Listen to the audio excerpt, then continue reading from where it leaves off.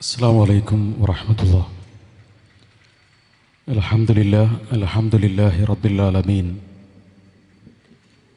والصلاة والسلام على رسول الأمين وعلى آله وصحبه أجمعين أما بعد. أعوذ بالله من الشيطان الرجيم. بسم الله الرحمن الرحيم. يا أيها الذين آمنوا اتقوا الله حق تقاته ولا تموتن إلا وأنتم مسلمون. ബഹുമാന്യരായ നേതാക്കളെ, സഹോദരങ്ങളെ, സഹപ്രവർത്തകരെ, അള്ളാഹുവിനെ സൂക്ഷിക്കണം എന്ന് ആമുഖമായി ഉണർത്തുകയാണ്. മുജാഹിദ് പ്രസ്ഥാനത്തിൻ്റെ ഈറ്റില്ലമായ ഈ പ്രദേശത്ത് അവൻ്റെ ദീനിൻ്റെ പ്രബോധനവുമായി ബന്ധപ്പെട്ട് ഒരിക്കൽ കൂടി വരാൻ, സത്യമായ കാര്യങ്ങളുമായി ബന്ധപ്പെട്ട ആരോപണങ്ങളുടെ വിശദീകരണം നിർവഹിക്കാൻ സാധ്യമായതിലുള്ള സന്തോഷം അൽഹംദുലില്ലാഹ് രേഖപ്പെടുത്തുകയാണ്. വാക്കുകൾ ശ്രദ്ധിച്ചു കേൾക്കുകയും അതിലേറ്റവും നല്ലതിനെ പിൻപറ്റുകയും ചെയ്യുന്നവരാണ് ബുദ്ധിയുള്ള ആളുകൾ എന്ന വിശുദ്ധ ഖുർആനിൻ്റെ അധ്യാപനം അനുസരിച്ച് കാര്യങ്ങൾ അതിൻ്റേതായ രീതിയിൽ ഉൾക്കൊള്ളാൻ പരിശ്രമിക്കണമേ എന്ന് ആമുഖമായി സൂചിപ്പിക്കുകയാണ്. നേരത്തെ അലി മദനി വിശദീകരിച്ചിട്ടുള്ള ഇസ്ലാമിൻ്റെ ഏറ്റവും മൗലിക പ്രധാനമായ വിശ്വാസം തൗഹീദിൽ മായം ചേർത്തുകൊണ്ടാണ് വിസ്ഡം വിഭാഗം രൂപീകരിക്കപ്പെട്ടിട്ടുള്ളത് എന്നത് അവരുടെ തന്നെ ഡോക്യുമെൻ്ററിയായ വെളിച്ചത്തിലേക്ക് എന്ന ഡോക്യുമെൻ്ററിയിൽ വിശദീകരിച്ചിട്ടുണ്ട്. എവിടെയാണെന്ന് ആരെങ്കിലും ചോദിക്കുന്നുവെങ്കിൽ ഇൻഷാ അല്ലാഹ് നമുക്കത് കാണിക്കാൻ കഴിയും. എന്താണ് വിസ്ഡം രൂപീകരിക്കാനുള്ള സാഹചര്യം എന്ന് വളരെ കൃത്യമായി ആ ഡോക്യുമെൻ്ററിയിൽ വിശദീകരിക്കുന്നുണ്ട്. മുസ്ലിങ്ങൾക്കിടയിലുള്ള അന്ധവിശ്വാസ അത്യാചാരങ്ങൾ ശക്തമാകുന്നൊരു സമയത്ത് അതിനെതിരിൽ വിശ്വാസ വിപ്ലവം മുന്നിൽ നിർത്തിയാണ് കേരള മുസ്ലിം ഐക്യ സംഘം രൂപീകരിച്ചത്. അതിനുശേഷം പിന്നീട് ജനകീയമായ ആ പ്രവർത്തനങ്ങൾ മുന്നോട്ട് കൊണ്ടുപോവുക എന്ന നിലയ്ക്ക് ഐക്യസംഘം പ്രവർത്തിച്ചു പോയപ്പോൾ പണ്ഡിത നേതൃത്വം അനിവാര്യമാണ് എന്ന് മനസ്സിലാക്കിയാണ് ജമഅയ്യത്തുൽ ഉലമ രൂപീകരിക്കുന്നത്. പിന്നീട് KNM തുടർന്നുള്ള ഘടകങ്ങളൊക്കെയും രൂപീകരിക്കുന്നതിന് ഒരു രൂപീകരണ പശ്ചാത്തലം ഉണ്ട്. ആ രൂപീകരണ പശ്ചാത്തലം ഓരോ സംഘടനയ്ക്കുമുണ്ട്. ആ പശ്ചാത്തലമാണ് വെളിച്ചത്തിലേക്ക് എന്ന് പറയുന്ന ഡോക്യുമെൻ്ററിയിൽ ദഅവാ സമിതി ആദ്യം രൂപീകരിക്കുകയും പിന്നീട് KNM-മായി കൊമ്പ് കോർക്കേണ്ടതില്ല എന്നതിനാൽ വിസ്ഡം എന്ന പേര് സ്വീകരിച്ചുകൊണ്ട് ഞങ്ങളൊരു സംഘടന രൂപീകരിക്കുകയും ചെയ്തു എന്ന് പറയുന്നത്. ആ പറയുന്നതിൻ്റെ പശ്ചാത്തലം, അതിൻ്റെ സാഹചര്യം കൃത്യമായി അതിൽ വിശദീകരിച്ചിട്ടുണ്ട്. ആ വിശദീകരണത്തിൽ നിന്ന് നമുക്ക് കാണാൻ കഴിയും, ഇത് ജിന്ന്, പിശാച് തുടങ്ങിയിട്ടുള്ള അന്ധവിശ്വാസ അനാചാരങ്ങളുടെ മേഖലയിലാണ് രൂപീകരിച്ചിട്ടുള്ളത് എന്ന് തന്നെയാണ് അതിൽ പറഞ്ഞിട്ടുള്ളത്. ഇൻഷാ അല്ലാഹ് മൂസാ സ്വലാഹി, കാര ഉൾപ്പെടെയുള്ള ആളുകൾ ഈ മൈക്കിൽ എന്തു പറഞ്ഞാലും കളവ് എന്ന് പറയാൻ പഠിച്ചവരാണ്. എന്തു പറഞ്ഞാലും കളവ്. ഒരുപക്ഷെ സ്വന്തം നാട്ടിൽ ആയതുകൊണ്ടായിരിക്കാം അത്ര വികാരം. നമ്മളൊക്കെ നമ്മുടെ നാട്ടിൽ പ്രസംഗിക്കുമ്പോൾ അങ്ങനെയാണല്ലോ, കുറച്ചൊരു വികാരം കൂടുമല്ലോ. ആ വികാരത്തിലാണ് അദ്ദേഹം കാര്യങ്ങളൊക്കെ അവതരിപ്പിക്കുന്നത്. ഏതായിരുന്നാലും സ്വന്തം ആദർശത്തോടുള്ള പ്രതിബദ്ധതയും പ്രസ്ഥാനത്തോടുള്ള കൂറും വാക്കിലൂടെയും പ്രഭാഷണങ്ങളിലൂടെയും കാണിക്കാൻ കഴിയുന്ന വിനീത വിധേയനായിട്ടുള്ള പ്രതിബദ്ധതയുള്ള ഒരു പണ്ഡിതൻ, ഒരു പ്രവർത്തകൻ എന്ന നിലയ്ക്ക് മുക്തകണ്ഠം അദ്ദേഹത്തിൻ്റെ അവതരണത്തെ അഭിനന്ദിക്കുന്നു. പക്ഷേ കളവ് എന്ന് പറഞ്ഞത് ഇമ്പോസിഷൻ എഴുതുന്ന രൂപത്തിലായി പോകരുത്. എന്തു പറഞ്ഞാലും കളവ്, കൂട്ടിമാട്ടിയതാണ്, കളവ് പറഞ്ഞതാണ്, അതാണ് ഇതാണ്. ഇൻഷാ അല്ലാഹ് നമുക്കത് ഓരോന്നും പരിശോധിക്കാം. സമയത്തിൻ്റെ പരിമിതിയിൽ ഇരുന്നു കൊണ്ട് ചില കാര്യങ്ങൾ പറയാൻ സാധ്യമല്ലെങ്കിൽ ഇൻഷാ അല്ലാഹ് അടുത്ത പ്രാവശ്യവും വരാമല്ലോ. ബഹുമാന്യനായ സഹോദരൻ ടി കെ അഷ്റഫ് പറഞ്ഞതുപോലെ മൂന്നാം കക്ഷി ഇടപെടുന്നത് നിങ്ങളേതായിരുന്നാലും നിങ്ങൾ തടുക്കും. അഥവാ ഇടത്തനാട്ടുകാരനക്കാരായ ജനറൽ സെക്രട്ടറി മൂന്നാം കക്ഷി ഇടപെടുന്നത് തടുക്കും. അതുവരെ ഇത് മുന്നോട്ട് പോകണം എന്നാണ് ഞങ്ങൾ വിചാരിക്കുന്നത് എന്ന് അദ്ദേഹം ആമുഖമായി പറയുന്നുണ്ട്. അതനുസരിച്ച് പോകുന്നതുവരെ പോകാം. അള്ളാഹു അതിനനുഗ്രഹിക്കട്ടെ. യഥാർത്ഥത്തിൽ വിസ്ഡം എന്ന് പറയുന്നതും മർക്കസു ദഅവ എന്ന് പറയുന്നതും രീതിശാസ്ത്രങ്ങൾ വ്യത്യാസമുണ്ട്. ആ രീതിശാസ്ത്രങ്ങളുടെ വ്യത്യാസം എന്നത് എന്താണെന്ന് വഴിയെ പറയാം. വിസ്ഡം വിഭാഗം ആദർശപരമായ രൂപപരിണാമങ്ങൾ സംഘടിച്ച ഒരു സംഘടനയാണ്. ഇന്ന് പറഞ്ഞതല്ല നാളെ പറയുന്നത്. ഇന്ന് പറഞ്ഞത് എന്ന് പോലും പറയാൻ പറ്റില്ല. ഒരു സ്റ്റേജിൽ പറഞ്ഞതല്ല അതേ സ്റ്റേജിൽ തന്നെ പറയുന്നത്. നേരത്തെ അലി മദനിയുടെ ക്ലിപ്പിങ്ങിൽ ഒരേ വ്യക്തി തന്നെ പ്രസംഗിക്കുമ്പോൾ സംഭവിക്കുന്ന രൂപപരിണാമങ്ങൾ നിങ്ങൾ ശ്രദ്ധിച്ചിട്ടുണ്ടായിരിക്കും.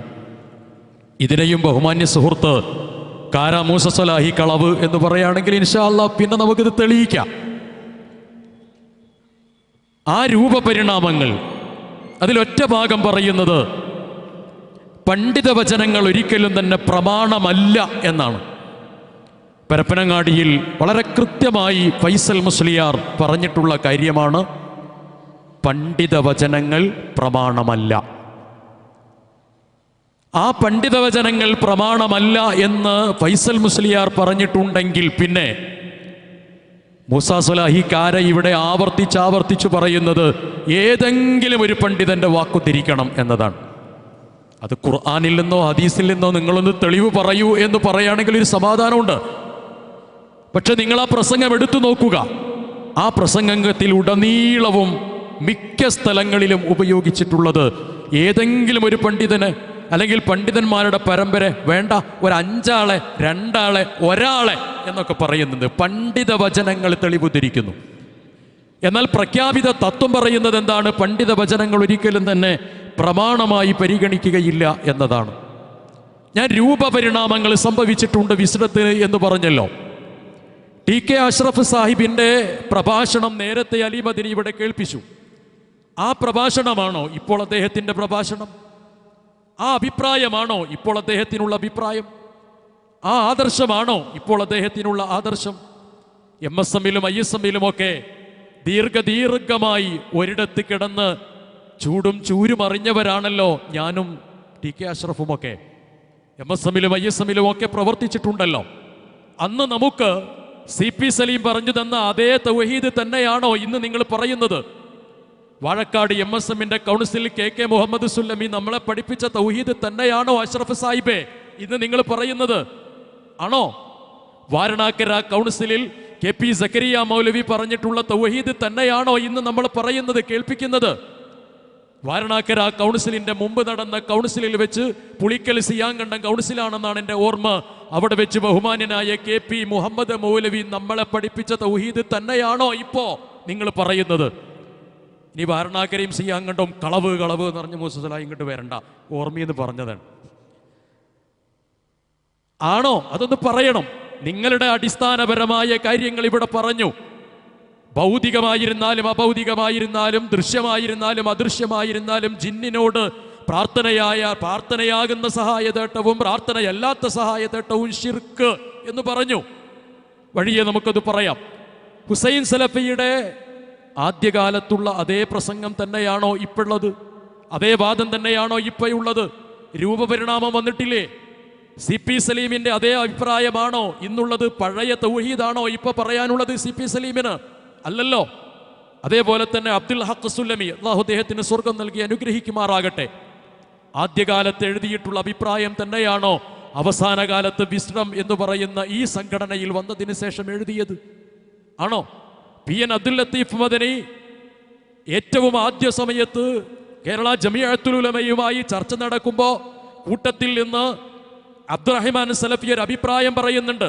ഈ കാര്യമൊക്കെ തൽക്കാലം അവിടെ നിൽക്കട്ടെ, ജിന്ന് പിശാച് കാര്യങ്ങൾ അതിശക്തമായിട്ടുണ്ട്, അതിലൊരു തീർപ്പ് കൽപ്പിക്കണം എന്ന് പറഞ്ഞപ്പോൾ ആ വിഷയം പഠിച്ചിട്ടില്ല, മറ്റൊരു സമയത്താകാം എന്ന് മറുപടി പറഞ്ഞവർക്ക് ബഹുമാന്യനായ PN അബ്ദുൽ ലത്തീഫ് മദനി അവറുകൾ പറഞ്ഞ മറുപടി എന്തായിരുന്നു?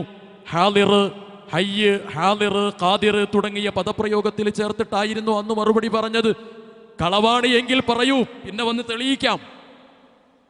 മാറ്റം വന്നിട്ടില്ലേ?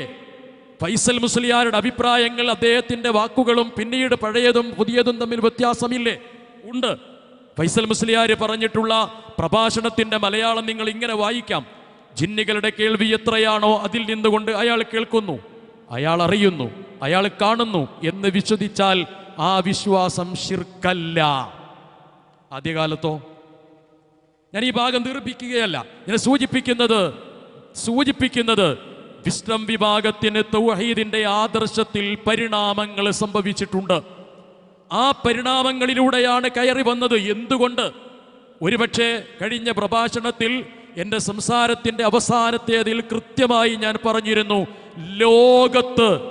ലോകത്ത് ദുർബലമായ ഒരു ഹദീസിന്റെ പശ്ചാത്തലത്തിൽ അഖീദ വിശദീകരിക്കുന്ന ഒരു സംഘടനയുണ്ടെങ്കിൽ അതിൻ്റെ പേര് വിസ്ഡം എന്നാണ്. ലൈഫായ ഹദീസല്ലേ യാ ഇബാദല്ലാ എന്ന് പറയുന്ന ഹദീസ്? ആർക്കറിയാത്തത്? ഹുസൈൻ സലഫി പറഞ്ഞിട്ടില്ലേ അത് ലൈഫാണെന്ന്?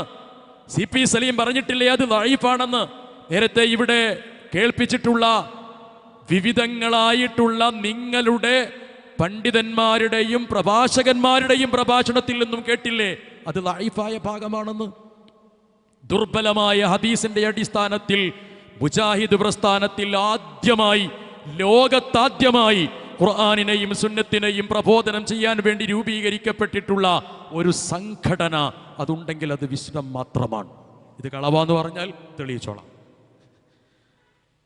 വളരെ കൃത്യമായി നമ്മൾ മനസ്സിലാക്കണം. ഞാൻ ആ ഭാഗത്തേക്ക് പോവുകയല്ല. അതുകൊണ്ട് ഇത്തരം അബദ്ധത്തിൽ രൂപീകരിക്കപ്പെട്ടിട്ടുള്ള, അജ്ഞതയിൽ രൂപീകരിക്കപ്പെട്ടിട്ടുള്ള ഒരു സംഘടനയുടെ നേതൃത്വത്തിൽ ഇരുന്നു കൊണ്ട് പറയുമ്പോൾ തീർച്ചയാണ് അതിനെതിരായി വരുന്ന ഓരോ അഭിപ്രായങ്ങളെയും ജനങ്ങളുടെ മുമ്പിൽ കളവാണ്, കൊട്ടിമാട്ടലുകൾ നടത്തിയതാണ്, എതിർത്തതാണ്, ശരിയല്ല എന്നൊക്കെ പറഞ്ഞ് സമർത്ഥിക്കേണ്ടി വരും. സ്വാഭാവികമാണ്, നമ്മളതിൽ ആശ്ചര്യപ്പെടുന്നില്ല. പക്ഷേ വസ്തുതകളായിട്ടാണ് പറയുന്നത്, ആരോപണമായിട്ടല്ല, വസ്തുതാപരമായിട്ടാണ് ഞങ്ങൾക്ക് പറയാനുള്ളത് എന്ന് ഉദ്ഘാടനത്തിൽ ബഹുമാന്യ സഹോദരൻ TK അഷ്റഫ് പറയുന്നുണ്ട്. പക്ഷേ ആ യാഥാർത്ഥ്യം തൊട്ടുടനെ പ്രസംഗിച്ചിട്ടുള്ള പ്രഭാഷകരിൽ കാണുന്നില്ല എന്ന സങ്കടമാണ് വളരെ വിനയത്തോടു കൂടി സൂചിപ്പിക്കാനുള്ളത്. അതുകൊണ്ട് ബഹുമാന്യരായ സഹോദരങ്ങളെ, നമുക്ക് പ്രധാനമായി മനസ്സിലാക്കേണ്ട രണ്ടാമത്തെ ഒരു ഭാഗം, ഈ പരിണാമങ്ങളുടെ കൂട്ടത്തിൽ പരപ്പനങ്ങാടി സംവാദത്തിൽ 31 ചോദ്യങ്ങൾ നമ്മൾ ചോദിച്ചിരുന്നു. ആ ചോദിച്ചിട്ടുള്ള ചോദ്യത്തിൽ ഓരോ ചോദ്യത്തിൻ്റെയും ഉത്തരം അപ്പോൾ തന്നെ മറുപടിയായി പറഞ്ഞതിൽ മഹാഭൂരിപക്ഷവും അതിന് തെളിവില്ല, ഖുർആനിലും ഹദീസിലും അതിലില്ല, അത് ആ കിതാബിൽ ഉണ്ട് എന്നാണ് തോന്നുന്നത്, അതേതോ കേസറ്റിൽ വന്നിട്ടുണ്ട്, അതേതോ CD വന്നിട്ടുണ്ട് എന്ന രീതിയിലുള്ള മറുപടി പറഞ്ഞ് ഒറ്റ വാക്കിൽ പറയുന്ന ഒരു ഭാഗം ഫൈസൽ മുസ്ലിയാരുടേത് നിങ്ങൾക്ക് കാണാൻ കഴിയും. സമയത്തിൻ്റെ പരിമിതി കൊണ്ട് നിങ്ങളത് യൂട്യൂബിൽ നിന്ന് കേട്ടുകൊള്ളുക. അവിടെ അത്രയധികം ഭാഗങ്ങൾ എടുത്തു പറയുമ്പോൾ തെളിവില്ല എന്ന് പറയുന്ന 18 ചോദ്യങ്ങളിൽ 13 ചോദ്യത്തിനും തെളിവില്ല എന്നാണ് പറയുന്നത്. 10-12 വർഷക്കാലത്തോളം അതേ വാദങ്ങൾ നിങ്ങളുടെ സ്റ്റേജുകളിലും നിങ്ങളുടെ പേജുകളിലും നിങ്ങളുടെ പണ്ഡിതന്മാരായിട്ടുള്ള ആളുകൾ അവതരിപ്പിച്ചതാണ്. എന്തിൻ്റെ അടിസ്ഥാനത്തിൽ? ഖുർആനിൻ്റെയും സുന്നത്തിൻ്റെയും പൂർവിക പണ്ഡിതന്മാരുടെ അഭിപ്രായത്തിൻ്റെയും അടിസ്ഥാനത്തിൽ അവതരിപ്പിച്ചതാണ്. ഇപ്പോൾ പിന്നീട് പരപ്പനങ്ങാടിയിൽ ഓരോന്ന് പറഞ്ഞപ്പോൾ അതിന് തെളിവില്ല എന്ന് പറയുകയാണ്. ഇതിന് പരിണാമം എന്നല്ലാതെ എന്താ പറയാ? ഇതിന് ആദർശപരമായ പരിണാമം എന്നല്ലാതെ എന്താ പറയാ? അത്രയാണ് ഈ വിഷയത്തിൽ സൂചിപ്പിക്കാനുള്ളത്. ഇനി ഇവിടെ നടന്നിട്ടുള്ള മഹാഭൂരിപക്ഷം ഭാഗവും സംഭവിക്കുന്നത് വാദവും വിമർശനവും ഒരാൾ തന്നെയാണ് പറയണത്. നമ്മൾ എന്തെങ്കിലും പറഞ്ഞാൽ അയാൾ ഉദ്ദേശിച്ചത് ഇന്നതാണെന്നിവിടെ പ്രസംഗിക്കുന്ന ആൾ പറയാം, എന്നിട്ടോ അതിന് മറുപടിയും പറയാം. ഇതാണ് ഇവിടെ കാണുന്നത്. കൂട്ടരെ ഒരാൾ പറഞ്ഞിട്ടുണ്ടെങ്കിൽ അയാളുടെ വാക്കാണല്ലോ എടുക്കേണ്ടത്, ആ വാക്കിനാണല്ലോ മറുപടി പറയേണ്ടത്, ആ വാക്കിനെയാണല്ലോ വിശകലനം ചെയ്യേണ്ടത്. മറിച്ച് വാദവും വിമർശനവും ഒരാൾ തന്നെ പറയുക. നിങ്ങൾ മുഅത്തസിലിയാക്കളാണ്. ആരാ പറഞ്ഞ്? അളിയാക്കന്നെ. ആരാ പറഞ്ഞ്? അളിയാക്കന്നെയാണ്. അളിയാക്ക നല്ല മന്ദളിയാണ് അറിഞ്ഞില്ലേ? ആരാ പറഞ്ഞ്? അളിയാക്കന്നെ എന്ന് പറഞ്ഞില്ലേ? എന്ന പോലെ ആരാ പറഞ്ഞത്? പറഞ്ഞ ആൾ തന്നെയാണ് പറഞ്ഞത്, വേറെ തെളിവൊന്നുമില്ല. മുഅത്തസിലിയ എന്ന് പറയുന്നവരുടെ ആശയം സ്വീകരിക്കുന്നു. ഇൻഷാ അല്ലാഹ് അത് വിശദീകരിക്കാം. ഇങ്ങനെ വാദവും ആരോപണവും ഒരാൾ തന്നെ പറഞ്ഞ് അവതരിപ്പിക്കുക എന്ന കാര്യമാണ് ഇവിടെ നടന്നിട്ടുള്ളത്. ഇതിൽ നമ്മൾ പ്രധാനമായും മനസ്സിലാക്കേണ്ടത്, കഴിഞ്ഞ എൻ്റെ പ്രഭാഷണത്തിൽ ആമുഖത്തിൽ ഞാൻ ആ ഭാഗ്യം കേൾപ്പിച്ചിരുന്നു. എന്താണത്? നമുക്കിടയിൽ ഒരു പ്രശ്നം വന്നാൽ പ്രമാണം ഏതാണ്? ഖുർആനും സുന്നത്തുമാണ്. ഉപപ്രമാണമായി വരുന്നത് ഇജ്മാഉം ഖിയാസുമാണ്. ഏതെങ്കിലും തരത്തിൽ അഭിപ്രായ വ്യത്യാസങ്ങൾ വന്നു കഴിഞ്ഞാൽ നമ്മൾ എന്ത് ചെയ്യണം?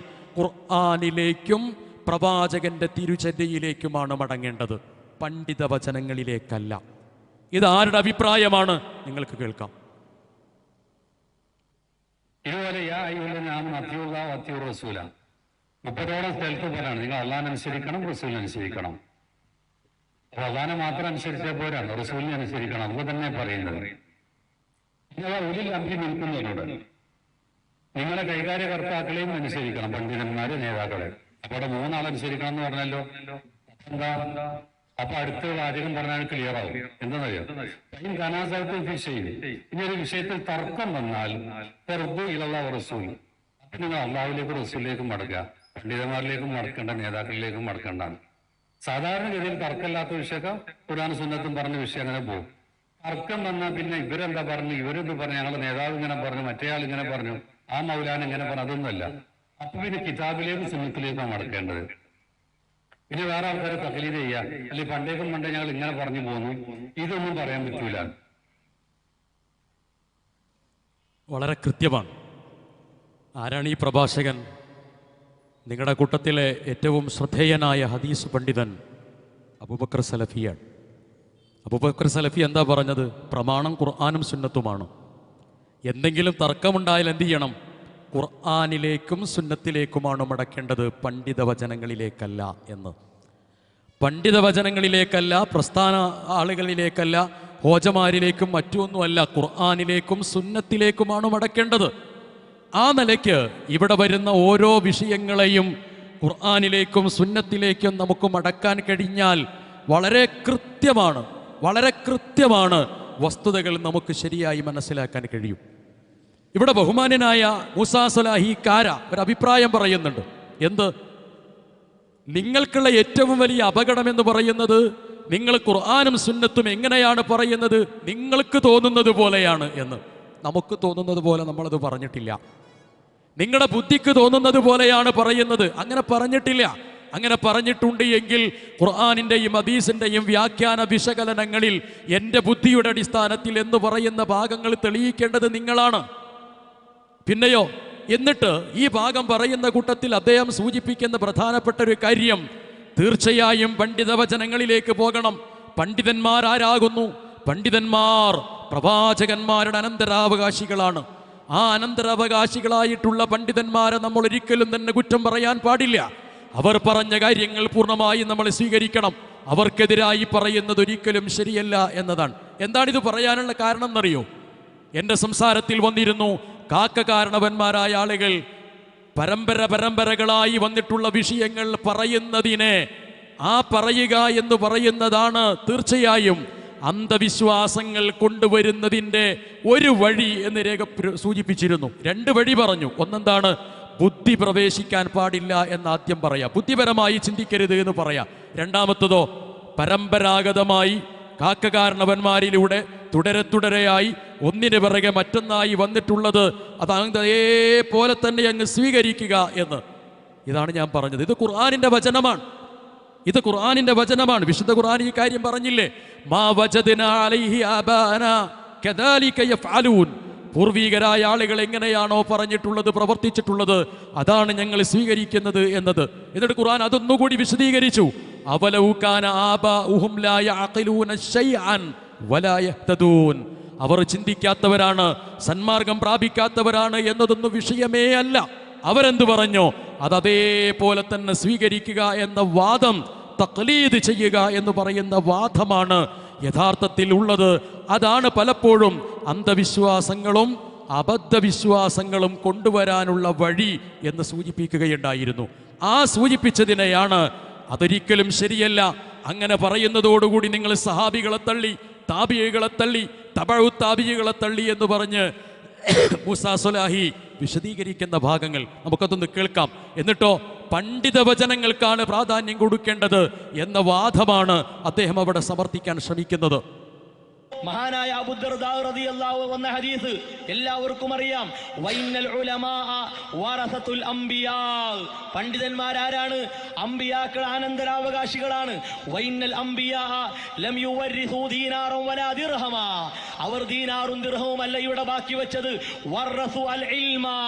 അറിവിനെയാണ് അനന്തരമായി വിട്ടേച്ചത്. ഇനി കേൾക്കുക. ഫമൻ അഖദഹു അഖദ ബിഹള്ളിൻ വാഫിർ. അത് എടുത്തു കഴിഞ്ഞാൽ പരിപൂർണമായി കിട്ടി എന്നാണ്. എന്തേട്ടെ, പണ്ഡിതന്മാർ പ്രവാചകന്മാരുടെ അനന്തരാവകാശികളാണ്, അതിൽ നമുക്ക് യാതൊരു കുഴപ്പമില്ല. അത് ഹദീസിന്റെ ഒരു പരാമർശമാണ്, ശേഷമുള്ളതും ഹദീസിന്റെ പരാമർശമാണ്. അത് സ്വീകരിച്ചാൽ പൂർണ്ണമായി സ്വീകരിച്ചു എന്നതാണ് അതിൻ്റെ അർത്ഥം. അതിൻ്റെ വിശദീകരണങ്ങൾ പിന്നീട് അദ്ദേഹം നിർവഹിക്കുന്നുണ്ട്. ഒരു കാരണവശാലും പണ്ഡിതന്മാർ തെറ്റിൽ ഏകോപിതരായി വരികയില്ല. എൻ്റെ ഉമ്മത്തിൽ തെറ്റുകളിൽ ഏകോപിപ്പിക്കുന്ന അവസ്ഥ ഉണ്ടാവുകയില്ല എന്നത്. അബൂബക്കർ സലഫി പറഞ്ഞത് എന്താണ്? നിങ്ങൾക്കിടയിൽ അഭിപ്രായ വ്യത്യാസങ്ങൾ വന്നു കഴിഞ്ഞാൽ ഖുർആനിലേക്കും സുന്നത്തിലേക്കുമാണ് പോകേണ്ടത്. ബഹുമാനനായ കാരാ മൂസാ സ്വലാഹി ഹദീസിനെ ഉപയോഗിച്ചുകൊണ്ട് ആ ഹദീസിനെ വിശദീകരിച്ചു കൊണ്ട് പറയുന്നത് പണ്ഡിതന്മാരിലേക്ക് തിരിച്ചു പോകണം എന്നതാണ്. ഇതിലേതാ സ്വീകരിക്കേണ്ടത്? ഖുർആനിലേക്കും ഹദീസിലേക്കും പോയാൽ നമുക്ക് ശരിയായ മാർഗം സ്വീകരിക്കാൻ കഴിയും. എന്തുകൊണ്ട്? നാളെ പരലോകത്ത് അല്ലാഹു സുബ്ഹാനഹു വ തആല ഒരു വിഭാഗം ആളുകളെ കുറിച്ച് പറയുന്നു. എന്താണ് അവരുടെ സ്വഭാവം? യൗമ തുഖല്ലബു വുജൂഹും ഫിന്നാർ യഖൂലൂന യാ ലൈതനാ അതഅന അല്ലാഹ് വ അതഅന റസൂല എന്നത്. ഞങ്ങൾ എന്താണ് നരകത്തിൽ വരാൻ കാരണം, വഴികേടിലാകാനുള്ള കാരണം, നരകത്തിൽ ഞങ്ങളുടെ മുഖങ്ങൾ ഇളകി മറിയുന്നതിൻ്റെ കാരണം എന്ത്? ആ ഭാഗം വിശദീകരിക്കവേ വിശുദ്ധ ഖുർആൻ പറഞ്ഞു, അവർക്കപ്പോഴൊരു പശ്ചാത്താപം ഉണ്ടാവുകയാണ്, ഒരു കുറ്റബോധം ഉണ്ടാവുകയാണ്. ആ കുറ്റബോധത്തിൽ അവർ പറയുന്നത് യാ ലൈതനാ അതഅന അല്ലാഹ് വ അതഅന റസൂൽ. പ്രവാചകരെയും അല്ലാഹുവിനെയും പ്രവാചകരെയും ഞങ്ങൾ അനുധാവനം ചെയ്തിരുന്നുവെങ്കിൽ എത്ര നന്നായിരുന്നേനെ എന്നാണ്. ഇതാണ് നമ്മൾ പറഞ്ഞത്. പണ്ഡിതന്മാരുടെ വചനങ്ങൾ ഖുർആനിനോടും സുന്നത്തിനോടും യോജിക്കുന്നുവെങ്കിൽ, മൗലിക പ്രധാനമായി ഖുർആനിനോടും സുന്നത്തിനോടും യോജിക്കുന്നതാണ് എങ്കിൽ ആ വചനങ്ങൾ തീർച്ചയായും ഖുർആനിൻ്റെയും സുന്നത്തിൻ്റെയും ആശയത്തെ ശക്തിപ്പെടുത്തുന്നതിന്, ആശയത്തെ വിശദീകരിക്കുന്നതിന്, നമുക്ക് ഉപയോഗപ്പെടുത്തുന്നതിന് യാതൊരു കുഴപ്പവുമില്ല. അത് പൂർവ്വസൂരികളായ ആളുകളുടെ അഭിപ്രായമായിരുന്നാലും പിന്നീടുള്ളവരുടെ അഭിപ്രായമായിരുന്നാലും തെറ്റില്ല. പക്ഷേ പണ്ഡിതന്മാരുടെ ഏതു വചനവും എടുത്തിട്ട് അത് പ്രമാണമായി, അത് നിയമമായി, അത് യാഥാർത്ഥ്യത്തിൻ്റെ വഴിയായി സ്വീകരിച്ചാൽ അവർ മഅസൂമീങ്ങളാണ് എന്നൊരു വാദമാണ് അവിടെ അംഗീകരിക്കുന്നത്. ബഹുമാന്യനായിട്ടുള്ള മൂസാ സ്വലാഹി കാരയ്ക്ക് എന്നെക്കാളധികം കിതാബ് തിരിയുന്ന വ്യക്തിയാണല്ലോ. അദ്ദേഹത്തിന് ഇതറിയാത്തത് കൊണ്ടൊന്നുമല്ല, നേരെ മറിച്ച് ഈ അഭിപ്രായങ്ങൾ ആമുഖമായി പറഞ്ഞാലേ ചില കാര്യങ്ങൾ അവർക്ക് സമർത്ഥിക്കാൻ സാധ്യമാവുകയുള്ളൂ. പിശാച് കൂടും, ജിന്നുബാധയുണ്ടാകും, പിശാച് രോഗമുണ്ടാക്കും തുടങ്ങിയിട്ടുള്ള അന്ധവിശ്വാസങ്ങൾ ഓരോന്നോരോന്നായി കേരളക്കരയിൽ സമർത്ഥിക്കണമെങ്കിൽ വിശുദ്ധ ഖുർആനിന്റെ പിൻബലം കിട്ടില്ല. സ്വഹീഹായ ഹദീസുകളുടെ നബിചര്യയുടെ പിൻബലം ഒരിക്കലും അതിന് ലഭിക്കുകയില്ല. പിന്നെയോ പണ്ഡിത വചനത്തിന്റെ പിൻബലം മാത്രമേ ലഭിക്കൂ, പണ്ഡിതന്മാരായിട്ടുള്ള ആളുകളുടെ പിൻബലം മാത്രമേ ലഭിക്കൂ. അപ്പോൾ തീർച്ചയായും അത് പറയേണ്ടതുണ്ട് എന്നതാണ് വസ്തുത. സലഫ് സ്വാലിഹീങ്ങളായ ആളുകളെ കുറിച്ചോ സ്വഹാബികളായ ആളുകളെ കുറിച്ചോ താബികളെ കുറിച്ചോ നമ്മൾ ഒരിക്കലും എതിർത്തു പറയുകയോ അവരുടെ അഭിപ്രായത്തിന് മുൻഗണന കൊടുക്കാതിരിക്കുകയോ ചെയ്യുന്നില്ല. നേരെ മറിച്ച് വസ്തുതാപരമായി ഈ കാര്യത്തിൽ നമ്മുടെ അഭിപ്രായം എന്താണ് എന്ന് നിങ്ങൾ വിശദീകരിക്കുകയും മനസ്സിലാക്കുകയും ചെയ്യേണ്ടതുണ്ട്. ഗ്രാൻഡ് മുഫ്തിയായിരുന്ന ഷെയ്ഖ് ഇബ്നു ബാസ് റഹിമഹുല്ലാ, അദ്ദേഹത്തിൻ്റെ എല്ലാ അഭിപ്രായങ്ങളും സ്വീകരിക്കാൻ നിങ്ങൾക്കും കഴിയുമോ? ഭൂമിയെക്കുറിച്ച് അദ്ദേഹം അഭിപ്രായപ്പെട്ടത് എന്താണ്? ഫത്വ പരിശോധിച്ചു നോക്കൂ. സൂര്യൻ ചലിക്കുന്നു, ഭൂമി ചലിക്കുന്നു. സൂര്യനെയും ഭൂമിയെയും സംബന്ധിച്ച് ഇബ്നു ബാസ് പറഞ്ഞിട്ടുള്ളത് ചലിക്കുന്നതാണോ ചലിക്കുന്നതല്ലയോ? അടുത്ത പ്രാവശ്യം വന്ന് പറഞ്ഞോളിയും. നമ്മൾ പറഞ്ഞിട്ട് കളവാന്ന് പറഞ്ഞിട്ട് നിങ്ങളൊരു കളവ് പറയാൻ നിൽക്കണ്ട. പരിശോധിച്ചിട്ട് പറയും ഭൂമിയെക്കുറിച്ചും ചന്ദ്രനെക്കുറിച്ചും ഇബ്നു ബാസിന്റെ അഭിപ്രായം എന്താണ് എന്നത്. കാളയുടെ പുറത്താണ് ഭൂമിയുള്ളത്, ഒരു കാളയുടെ കൊമ്പിന് പുറത്താണ് ഭൂമിയുള്ളത്. ഒരു കൊമ്പിൽ നിന്ന് മറ്റൊരു കൊമ്പിലേക്ക് ഭൂമി അങ്ങ് മറിയുമ്പോൾ ഭൂചലനമുണ്ടാകുന്നു എന്ന് പറയുന്നത്, ഭൂമി കുലുപ്പമുണ്ടാകുന്നു എന്ന് പറയുന്ന പണ്ഡിതന്മാരില്ലേ? തഫ്സീറുകളിൽ രേഖപ്പെടുത്തിയിട്ടില്ലേ? സ്വീകരിക്കാൻ കഴിയുമോ? ഉൾക്കൊള്ളാൻ കഴിയുമോ? അതിന് അംഗീകരിക്കാൻ നമുക്ക് സാധ്യമാവുകയോ? 4 മദ്ഹബുകൾ എങ്ങനെയാണ് വന്നത്? 4 മദ്ഹബുകൾ പണ്ഡിതന്മാരുടേതല്ലേ? ആണ്. ആ പണ്ഡിതന്മാരിൽ പല പണ്ഡിതരും മറ്റു പണ്ഡിതരുടെ അഭിപ്രായങ്ങൾക്കെതിരായി പറഞ്ഞിട്ടില്ലേ? ശരി, ഇതിനർത്ഥം പണ്ഡിതന്മാരെ അവഗണിച്ചു എന്നതല്ല, അവമതിച്ചു എന്നതുമല്ല. മറിച്ച് പണ്ഡിതന്മാർ അവർ മനുഷ്യരാണ്, അവർക്ക് തെറ്റുപറ്റാൻ സാധ്യതയുണ്ട്. അവരെഴുതിയത് കിതാബാണ്. ആ കിതാബ് ലാ യഅ്തീഹിൽ ബാത്തിലു മിൻ ബൈനി യദൈ വലാ മിൻ ഖൽഫിഹി, മുന്നിൽ നിന്നോ പിറകിൽ നിന്നോ വശങ്ങളിൽ നിന്നോ തെറ്റുവരാത്ത പുസ്തകമല്ല അവർ എഴുതിയിട്ടുള്ളത്. തെറ്റുവരുന്ന പുസ്തകങ്ങളാണ്, അഭിപ്രായങ്ങളാണ് അവർ എഴുതിയിട്ടുള്ളത്. അതുകൊണ്ട് ഇസ്ലാഹി പ്രസ്ഥാനം ആദ്യകാലം മുതൽ തന്നെ കൃത്യമായി വിശദീകരിച്ചിട്ടുള്ള കാര്യമാണ്. മുസ്ലിം സമൂഹത്തോട് പറഞ്ഞു, നിങ്ങൾ അൽ കിതാബായ ഖുർആനിലേക്കാണ് മടങ്ങേണ്ടത്, പ്രവാചകന്റെ തിരുചര്യയിലേക്കാണ് മടങ്ങേണ്ടത്. കിതാബുകളിലേക്ക് മടങ്ങിയാൽ ചിലപ്പോൾ അഭിപ്രായങ്ങൾ ഗുണമായും ഗുണമല്ലാതെയും വരാനുള്ള സാധ്യതയുണ്ട്.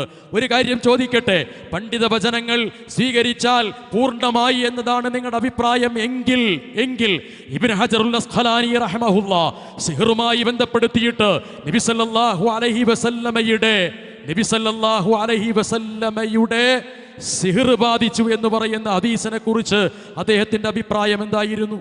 ആ അഭിപ്രായത്തിന്റെ ഭാഗങ്ങൾ നിങ്ങൾക്ക് സ്വീകരിക്കാൻ കഴിയുമോ? അദ്ദേഹം ആ അഭിപ്രായത്തിനെതിരെ അഭിപ്രായങ്ങളും ഇതരമായ അഭിപ്രായങ്ങളും രേഖപ്പെടുത്തിയിട്ടുണ്ട്. പക്ഷേ വ്യത്യസ്ത അഭിപ്രായങ്ങൾ ഒരേ ഗ്രന്ഥത്തിൽ തന്നെ വരുമ്പോൾ 2 അഭിപ്രായം സ്വീകരിക്കണമോ? അതല്ല, രണ്ടും ഖുർആനിന് അനുകൂലമോ പ്രതികൂലമോ എന്ന് മനസ്സിലാക്കി വസ്തുതാപരമായ അഭിപ്രായം സ്വീകരിക്കണമോ? ആ വിഷയത്തിൽ അത്രമാത്രമാണ് സൂചിപ്പിക്കാനുള്ളത്.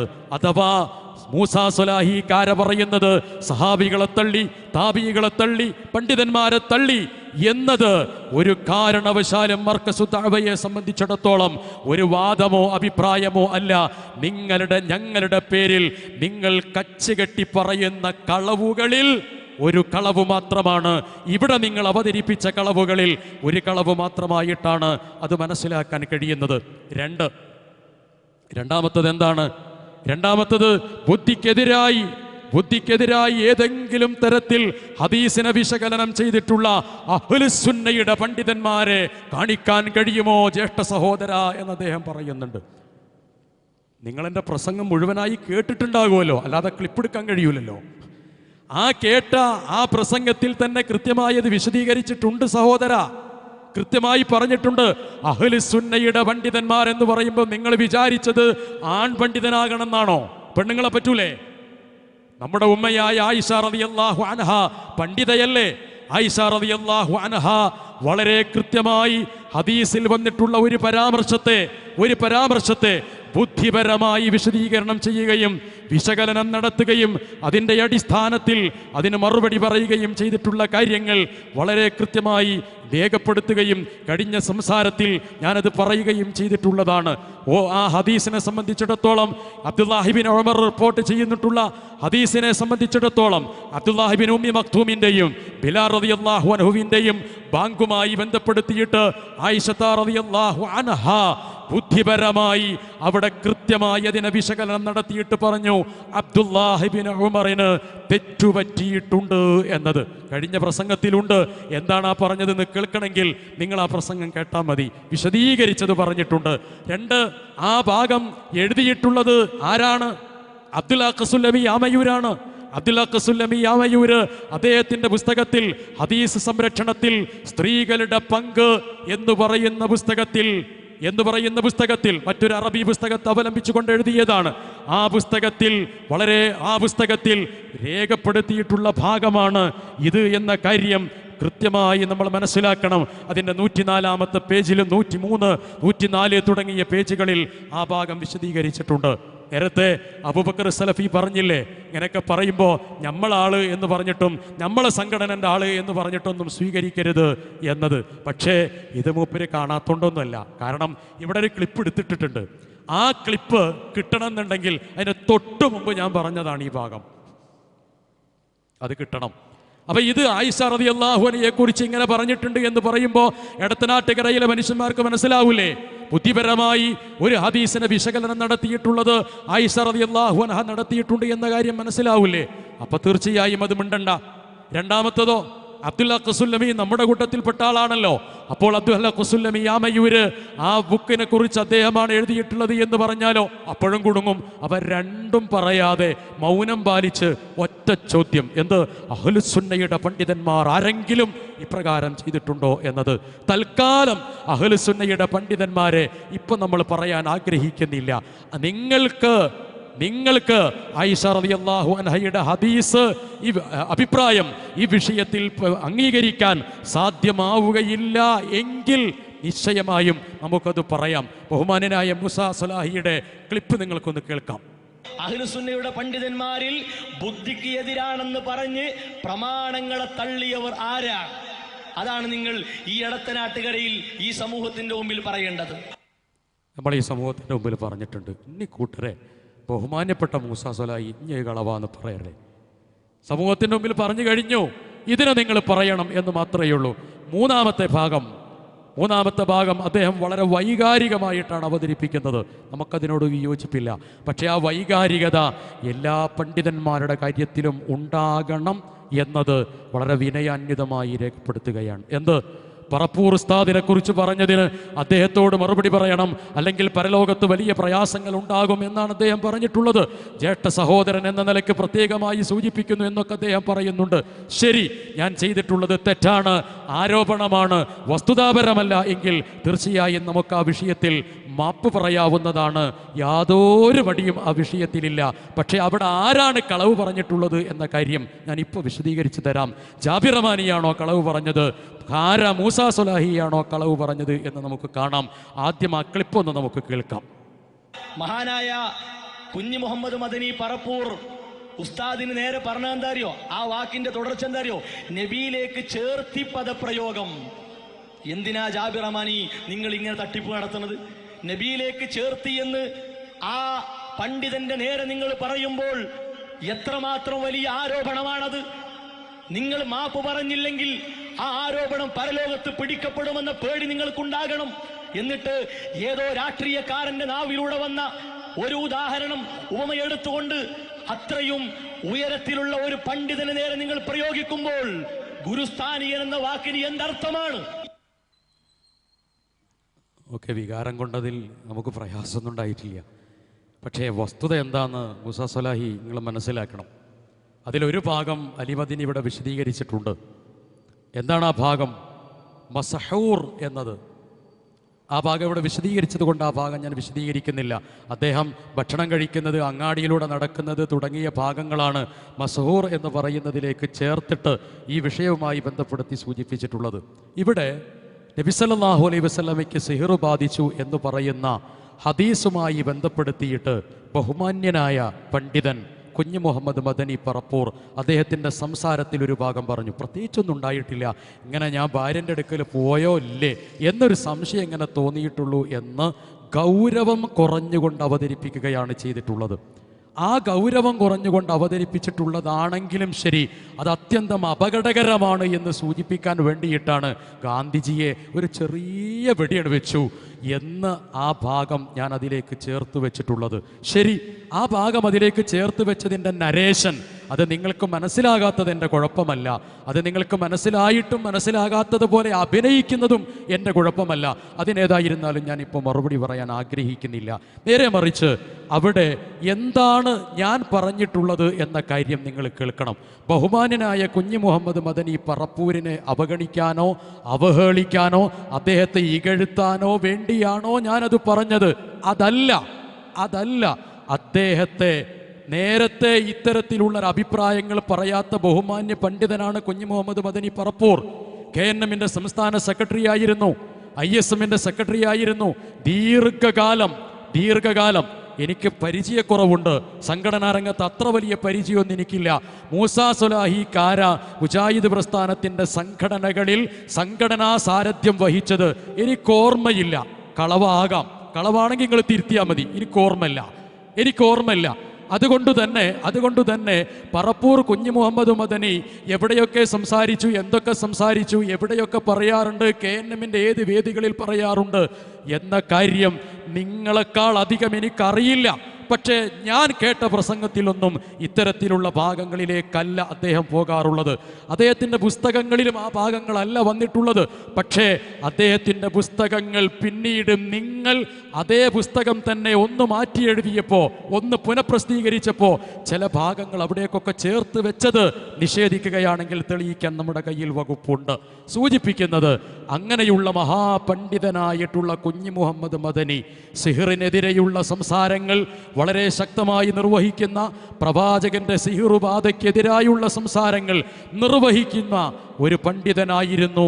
ഞങ്ങളുടെ അറിവ്, എൻ്റെ അറിവ്, ഞാൻ കേട്ടിട്ടുള്ളതും അതുതന്നെയാണ്. പക്ഷേ അതിൽ നിന്ന് വ്യത്യസ്തമായി ഇടക്കാലത്ത് പിന്നീട് വിസ്ഡം വിഭാഗത്തിൻ്റെ ഔദ്യോഗിക അവസ്ഥകളിലേക്ക് വന്നപ്പോഴാണ് ഈ ഒരു അഭിപ്രായം വന്നത് എന്നാണ് ഞാൻ മനസ്സിലാക്കുന്നത്.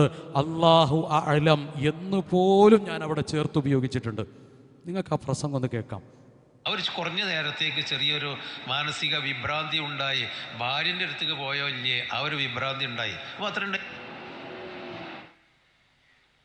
സഹോദരങ്ങളെ, വിശുദ്ധ ഖുർആനിൽ പ്രവാചകനെ കുറിച്ച് പറയുന്നത് പ്രവാചകൻ മസ്ഹൂർ അല്ല എന്നാണ്. ഇസ്ലാമിക അധ്യാപന പ്രകാരം പറയുന്നത് സത്യവിശ്വാസിയായ ഒരാൾക്ക് സിഹ്ർ ബാധിക്കുകയില്ല എന്നാണ്. ഹദീസ് പ്രകാരം താല്പര്യപ്പെട്ടിട്ടുള്ളത് സിഹ്ർ സംഭവിച്ചു എന്ന് വിശ്വസിക്കുന്നത് ശിർക്കാണ് എന്നതാണ്. ഇൻഷാ അല്ലാഹ് ഭാഗങ്ങൾ വിശദീകരിക്കും. ഖുർആനിലും പ്രവാചകൻ്റെ തിരുചര്യയിലും വന്നിട്ടുള്ള പച്ചയായ നസ്വിനെ ബഹുമാന്യ പണ്ഡിതനും ഗുരുസ്ഥാനീയനുമായ പറപ്പൂർ കുഞ്ഞി മുഹമ്മദ് മദനി ലളിതമായി അങ്ങ് പറഞ്ഞു പോവുക ചെയ്യുന്നത്. പണ്ടൊരു വ്യക്തി പറഞ്ഞല്ലോ, ഗാന്ധിജിയുടെ വധവുമായി ബന്ധപ്പെട്ട് ഒരു വിഷയം പറയുന്ന സമയത്ത് പറഞ്ഞു, ഒരു ചെറുതായിട്ടൊന്നാണ് വെടിവെച്ചതാ, വേറൊന്നും ഉണ്ടായിട്ടില്ല. നോക്കൂ നിങ്ങൾ, നബിയിലേക്ക് ചേർത്ത് ഇതേപോലെ ഒരു പദപ്രയോഗം നടത്തിയത്. എന്തൊക്കെയോ ചെറിയൊരു സംശയം എന്നത്. നേരത്തെയുള്ള ഇസ്ലാമിക പ്രബോധന പ്രവർത്തനത്തിലും ഇസ്ലാഹി പ്രസ്ഥാനത്തിൻ്റെ പ്രബോധനത്തിലും ഒക്കെ ശക്തമായി സിഹിറിനെതിരെ സംസാരിക്കുന്നത് കൊണ്ടായിരിക്കാം ഒരുപക്ഷെ ബഹുമാനപ്പെട്ട ചില മുസ്ലിയാക്കന്മാരായ ആളുകൾ ശക്തിയുക്തരം പ്രവാചകൻ്റെ സിഹിറുപാതയെ സമർത്ഥിക്കുന്ന ആ ഗൗരവത്തിൽ കാര്യങ്ങൾ പറയാതെ എന്നാൽ തഖ്ലീദിൻ്റെയോ പണ്ഡിതവചനത്തിൻ്റെയോ അടിസ്ഥാനത്തിൽ ഈ വിഷയങ്ങൾ പറയാനുള്ളൊരു താല്പര്യം ബഹുമാന്യ പണ്ഡിതന് വന്നിട്ടുള്ളത് അല്ലാഹു അഅലം. ഏതായാലും ഒരു കാര്യം നമ്മൾ മനസ്സിലാക്കേണ്ടത്, പ്രമാണം, പണ്ഡിതവചനങ്ങൾ പ്രമാണമല്ല എന്ന് പറഞ്ഞാൽ ഇതെന്തേ മൂസാ സ്വലാഹി നിങ്ങൾ കേൾപ്പിക്കാതിരുന്നത്? ഞാൻ പറഞ്ഞ ക്ലിപ്പിൻ്റെ ആദ്യ ഭാഗങ്ങൾ കേൾപ്പിച്ചല്ലോ, അതിന് ശേഷമുള്ളത് എന്തേ കേൾപ്പിക്കാത്തത്? ബഹുമാന്യനായ പണ്ഡിതൻ എന്തുകൊണ്ട് അങ്ങനെ പറയാനൊരു സാധ്യത എന്നതെനിക്ക് തോന്നിയത് ഞാൻ പറഞ്ഞു, എനിക്ക് ബോധ്യപ്പെട്ടത് ഞാൻ പറഞ്ഞു. അതാകാതിരിക്കാം എന്നതാണല്ലോ അല്ലാഹു അഅലം എന്നവിടെ പറഞ്ഞാൽ അതിൻ്റെ അർത്ഥം. ഇത് പറയാതെ ആരാണ് ഇവിടെ കബളിപ്പിച്ചത്? ജാബിർ റഹ്മാനിയാണോ കാരാ മൂസ സ്വലാഹിയാണോ? ഇത് ശബ്ദം കേൾക്കുന്ന ആളുകൾക്ക് മനസ്സിലാവൂലേ? ഇനി ബഹുമാന്യനായ കാരാ മൂസ സ്വലാഹി വളരെ കൃത്യമായി പറയുന്ന മറ്റൊരു വിഷയമുണ്ട്. പറപ്പൂർ ഉസ്താദിനെ സംബന്ധിച്ചിടത്തോളം ഇങ്ങനെ പറയുമ്പോൾ വല്ലാതെ വൈകാരികമാകുമ്പോൾ പച്ചക്കള്ളം പച്ചക്കള്ളം, കല്ല് വെച്ച നുണ എൻ്റെ പേരിൽ പരപ്പനങ്ങാടിയിൽ ഞാൻ പറഞ്ഞു എന്ന് പറയുന്നുണ്ട്. എന്താണ് ആ വിഷയം? ഒരുപക്ഷെ എന്നെക്കാളധികം ബഹുമാന്യനായ മൂസ സ്വലാഹി കാരയ്ക്ക് കിതാബുകൾ പരിചയമുണ്ടായിരിക്കാം. നിങ്ങൾ പണ്ഡിതനാണ് എന്ന് ഞാൻ അംഗീകരിക്കുന്നു. ശരി, നിങ്ങൾക്ക് അറിവുണ്ട്. എന്നെക്കാളധികം ഭാഷയിൽ സംസാരിക്കാനും നിങ്ങൾക്കറിവുണ്ട്. നിങ്ങളുടെ മലയാള ഭാഷയിലും വാചോടോപത്തിലും വാക്കസർത്ഥത്തിലും ഒക്കെ നമ്മുടെ മുകളിലാണ് നിങ്ങളുള്ളത് എന്ന് ഞാൻ അംഗീകരിക്കുന്നു. പക്ഷേ എൻ്റെ വല്ലിപ്പാനേറ്റ് നിങ്ങൾക്കില്ലാത്ത ബന്ധം എനിക്കുണ്ട്.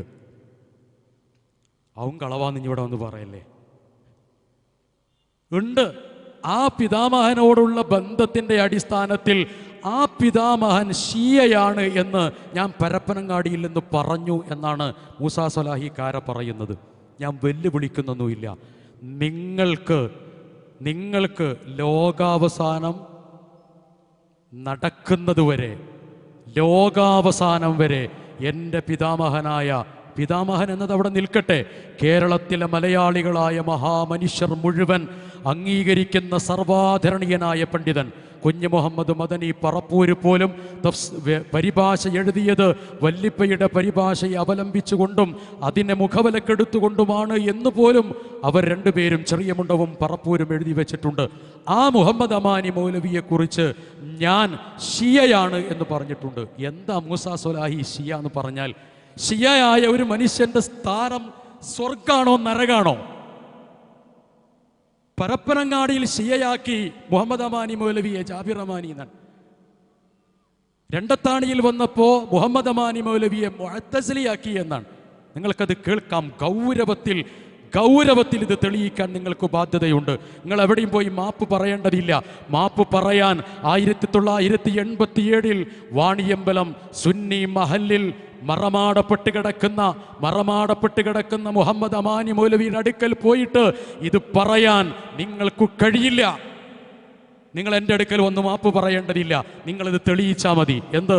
പരപ്പനങ്ങാടിയിൽ വെച്ച് മുഹമ്മദ് അമാനി മൗലവിയെ ജാബിർ അമാനി ഷിയയാക്കിയിട്ടുണ്ട് എന്ന് നിങ്ങൾ തെളിയിക്കണം.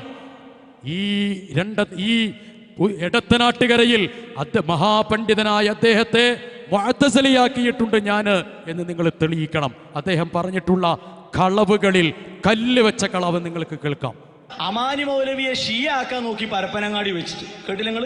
ഇസ്ലാമിക ജീവിതം ഷിയാക്കൾ കടത്തി കൂട്ടിയിട്ടുണ്ട് എന്ന് പറഞ്ഞ് ഷിയ ആക്കാൻ ഞാൻ പ്രാർത്ഥിക്കുന്നു, അതിൽ ഷിയായിസ് ഉണ്ട് എന്ന് കിട്ടാൻ ഞാൻ പ്രാർത്ഥിക്കുന്നു എന്ന് അമാനി മൗലിയ പിന്നെ ജാബിർ അമാനി അവിടെ വെച്ച് പറഞ്ഞിട്ടുണ്ട്. ഇവിടെ വന്നപ്പോൾ അദ്ദേഹത്തെ മുഅ്തസിലിയാക്കാൻ നോക്കുക. അത്രയേ ഉള്ളൂ.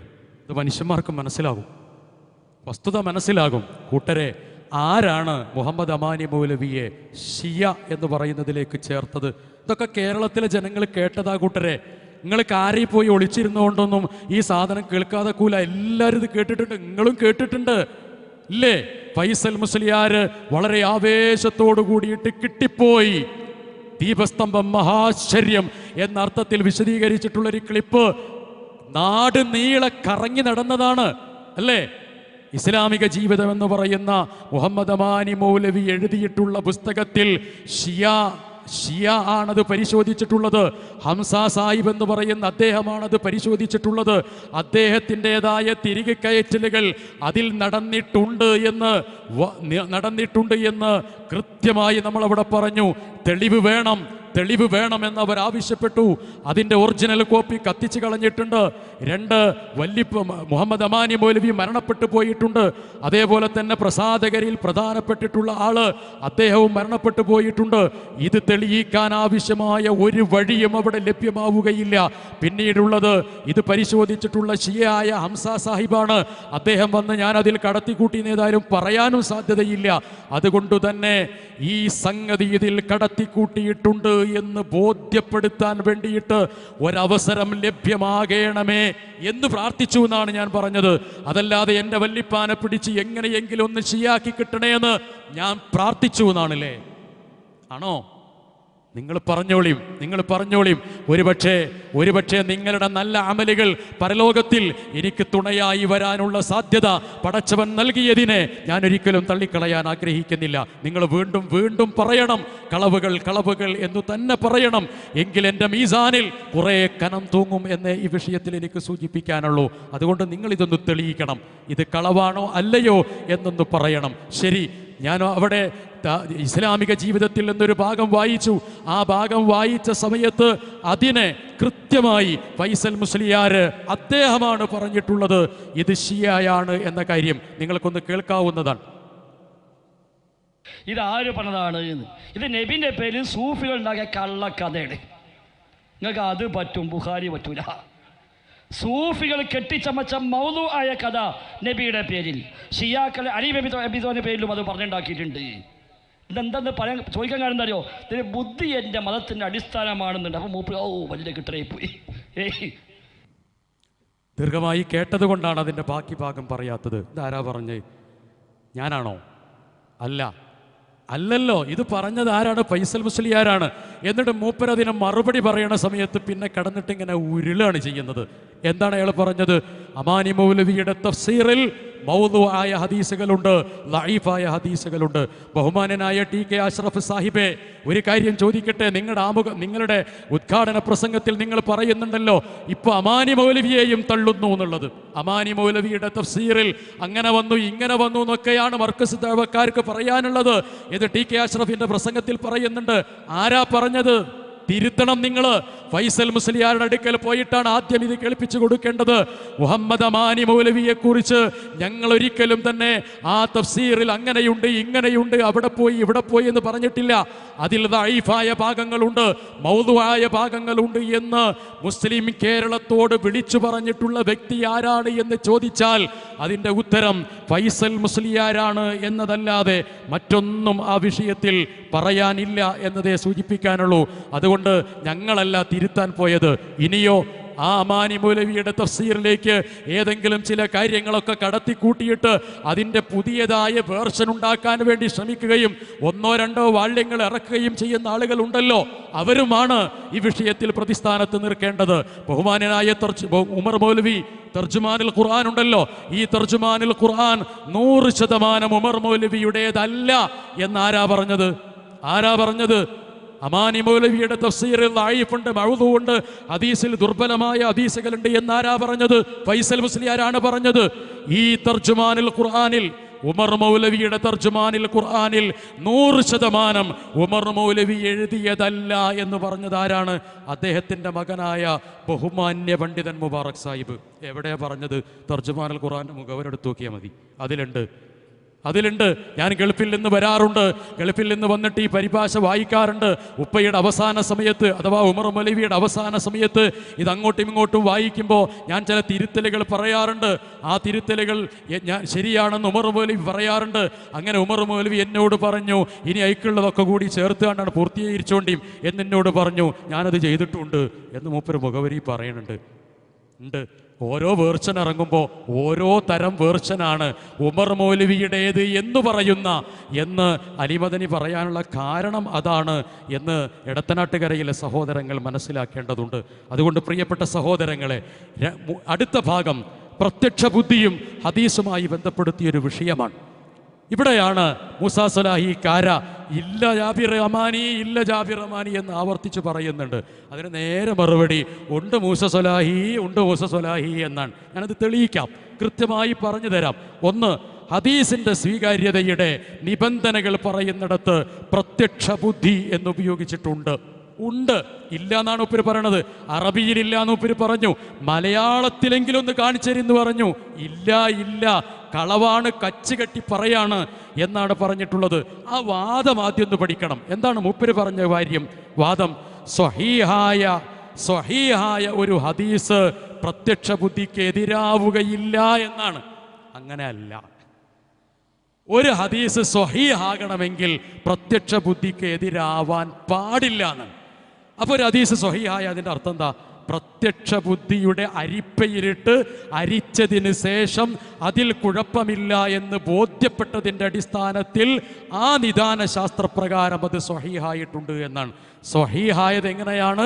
പ്രത്യക്ഷ ബുദ്ധിയിലൂടെ കറങ്ങി വന്നതിനു ശേഷമാണ് സ്വഹീഹായത്. ആ സ്വഹീഹായതിൽ പിന്നെ പ്രത്യക്ഷ ബുദ്ധിക്ക് എതിരുണ്ടാവില്ലല്ലോ.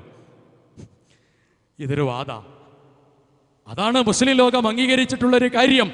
ആ കാര്യം വിശദീകരിക്കുന്നതിന് വേണ്ടി വളരെ കൃത്യമായി 3 തെളിവുകളാണ് ഇവിടെ സൂചിപ്പിച്ചിട്ടുള്ളത്.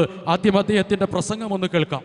നമ്മളത് വിശദീകരിച്ചു കൊടുത്തു. അഥവാ സ്വഹീഹായ സ്വീകാര്യമായ ഒരു തെളിവ് ശരിയായ ഒരു ബുദ്ധിക്ക് എതിരാകൂല. അത് ഇസ്ലാമിന്റെ തത്വമാണ്, വിസ്ഡം ഉണ്ടാക്കിയതല്ല, അഹ്ലുസുന്നയുടെ തത്വമാണ്. മനസ്സിലാക്കുക, നമ്മൾ പഠിച്ചു വെക്കുക. എന്താണ് സ്വഹീഹായ സ്വീകാര്യമായ ഒരു തെളിവ് ഒരിക്കലും എന്ത് ചെയ്യൂല, നല്ല ബുദ്ധിക്ക് എതിരാകൂല. അപ്പൊ അതിന്റെ കൂട്ടത്തിൽ നമ്മൾ പറഞ്ഞു, ഇനി ഒരാൾ പറയാണ് തെളിവൊക്കെ സ്വഹീഹ് തന്നെയാണ്, പക്ഷെ എന്റെ ബുദ്ധിക്ക് യോജിക്കൂല എന്ന് പറഞ്ഞാൽ ഓന്റെ ബുദ്ധിക്കാണ് തകരാറ്, അല്ലാതെ ഖുർആനും ഹദീസിനും അല്ല. ഇത് നല്ലോണം കൊണ്ടു ഇത് പറഞ്ഞ ഇത് നല്ലോണം കൊണ്ടിട്ടല്ല ഇത് പറഞ്ഞത്. മൂപ്പര് പ്രൂഫ് പോയിന്റിന്റെ വിഷയം വിശദീകരിച്ച് പറയാണ്, അവിടെ ഇങ്ങനെ പറഞ്ഞ സമയത്ത് അത് കേട്ടപ്പോൾ മൂപ്പർക്ക് നല്ലോണം കൊണ്ടു, അതുകൊണ്ടാണ് ഇവിടെ ഇങ്ങനെ അവതരിപ്പിച്ചത് എന്നാണ്. അങ്ങനെയൊന്നും അല്ല. നിങ്ങൾക്ക് ഓരോ വ്യാഴാഴ്ചയും പോയിന്റ് ഇല്ലാത്തതിൻ്റെ പേരിൽ നമ്മളെ കുതിര കയറിയിട്ട് എന്താ കാര്യം? അങ്ങനെയൊന്നും അല്ല ഈ വിഷയത്തിലുള്ളത്. വസ്തുതകൾ കൃത്യമായി പഠിക്കാൻ നിന്നാൽ നിങ്ങൾക്കത് മനസ്സിലാക്കാൻ കഴിയും. സ്വഹീഹായ ഹദീസ് പ്രത്യക്ഷ ബുദ്ധിക്കെതിരാകാൻ പാടില്ല എന്നതിന് കൃത്യമായ നമ്മൾ അതിൻ്റെ തെളിവുകൾ സമർത്ഥിച്ചിട്ടുണ്ട്. ആ തെളിവുകൾ സമർത്ഥിച്ചിട്ടുള്ള കാര്യത്തിൽ അദ്ദേഹമാണ് കളവ് പറഞ്ഞിട്ടുള്ളത്. ഞാൻ 1-2 ക്ലിപ്പിങ്ങുകൾ നിങ്ങളെ കേൾപ്പിച്ചിട്ട് അതിൻ്റെ മറുപടി പറയാം. ജാബിർ റഹ്മാനിക്ക് പറ്റിയ പ്രശ്നം എന്താ അറിയോ? സ്വരീഹുൽ അഖിൽ എന്ന് കണ്ടപ്പോൾ ചാടി കൊത്തി. അതാരും സ്വരീഹുൽ അഖിൽ എന്ന് കണ്ടപ്പോൾ ചാടിക്കൊത്തിയതല്ല, പ്രത്യക്ഷ ബുദ്ധി എന്ന് കണ്ടപ്പോൾ ചാടിക്കൊത്തിയതല്ല, മറിച്ച് പുസ്തകത്തിലുള്ളത് പറഞ്ഞതാണ്. അദ്ദേഹം ആ ഭാഗം ഉദ്ധരിക്കുന്നത് ഇബ്നു ഹജറുൽ അസ്ഖലാനിയെ സംബന്ധിച്ചിടത്തോളം വന്നിട്ടുള്ള ഒരു പരാമർശത്തിലാണ്. മൂപ്പർക്ക് ആകെയുള്ളൊരു പ്രശ്നം, മൂപ്പരൊരു നോട്ട് പുസ്തകത്തിൽ നിന്നാണ് വായിക്കണമെന്നാണ്. ഇതിൻ്റെ മുമ്പ് ആകെയുള്ളൊരു പ്രശ്നം എന്താണെന്ന് വെച്ചാൽ മൂപ്പര് ലാപ്ടോപ്പേറ്റാണ് വരുന്നതെന്നാണ്. നമ്മൾ നിങ്ങളെ മാതിരി ദുനിയാവിലുള്ള എല്ലാ കിതാബും കൂടി ഇവിടെ കൊടുന്നക്കണമെന്നൊന്നുമില്ലല്ലോ. പറയണതുണ്ടോ അല്ലെന്ന് അംഗീകരിച്ചാൽ പോലെ അതേ നോട്ട് ബുക്കാണ് മൂസാ സ്വലാഹി കാര. അത് നിങ്ങൾ ശരിക്ക് നോക്കിയാൽ മനസ്സിലാവുന്ന, നിങ്ങൾ ശരിക്ക് കണ്ടോളി. ഈ നോട്ട് പുസ്തകത്തിൽ തന്നെയാണ് ഇതൊക്കെ ഉള്ളത്. നമ്മൾ പറയുന്ന എടത്തനാട്ടുകരയിലേക്ക് വേണ്ടി തയ്യാറാക്കിയിട്ടുള്ള കാര്യങ്ങൾ എഴുതി രേഖപ്പെടുത്തിയിട്ടുള്ള പ്രമാണരേഖകളുള്ള എഴുതിയിട്ടുള്ള സാധനമോ വിശദീകരിച്ചിട്ടുള്ള ഭാഗമാണ് ഈ നോട്ടീസിലുള്ളത്. ചിലപ്പോൾ ഞങ്ങൾ കയ്യും വീശി വരും, ചിലപ്പോൾ ഞങ്ങൾ മനസ്സിനെടുത്ത് പറയും മൂപ്പരതാ ഖുറാനായത്ത് അങ്ങനെ ഓതണ്, ഒരു ഖുറാങ്ങൾ കണ്ടുക്കണോ അലിമദനിൻ്റെ കയ്യിൽ എന്ന് ചോദിച്ചാൽ അപ്പം എന്താ ഇതിന് പറയാ? പറയുന്നതുണ്ടോ അല്ലേ എന്ന് തീരുമാനിച്ചാൽ പോരെ?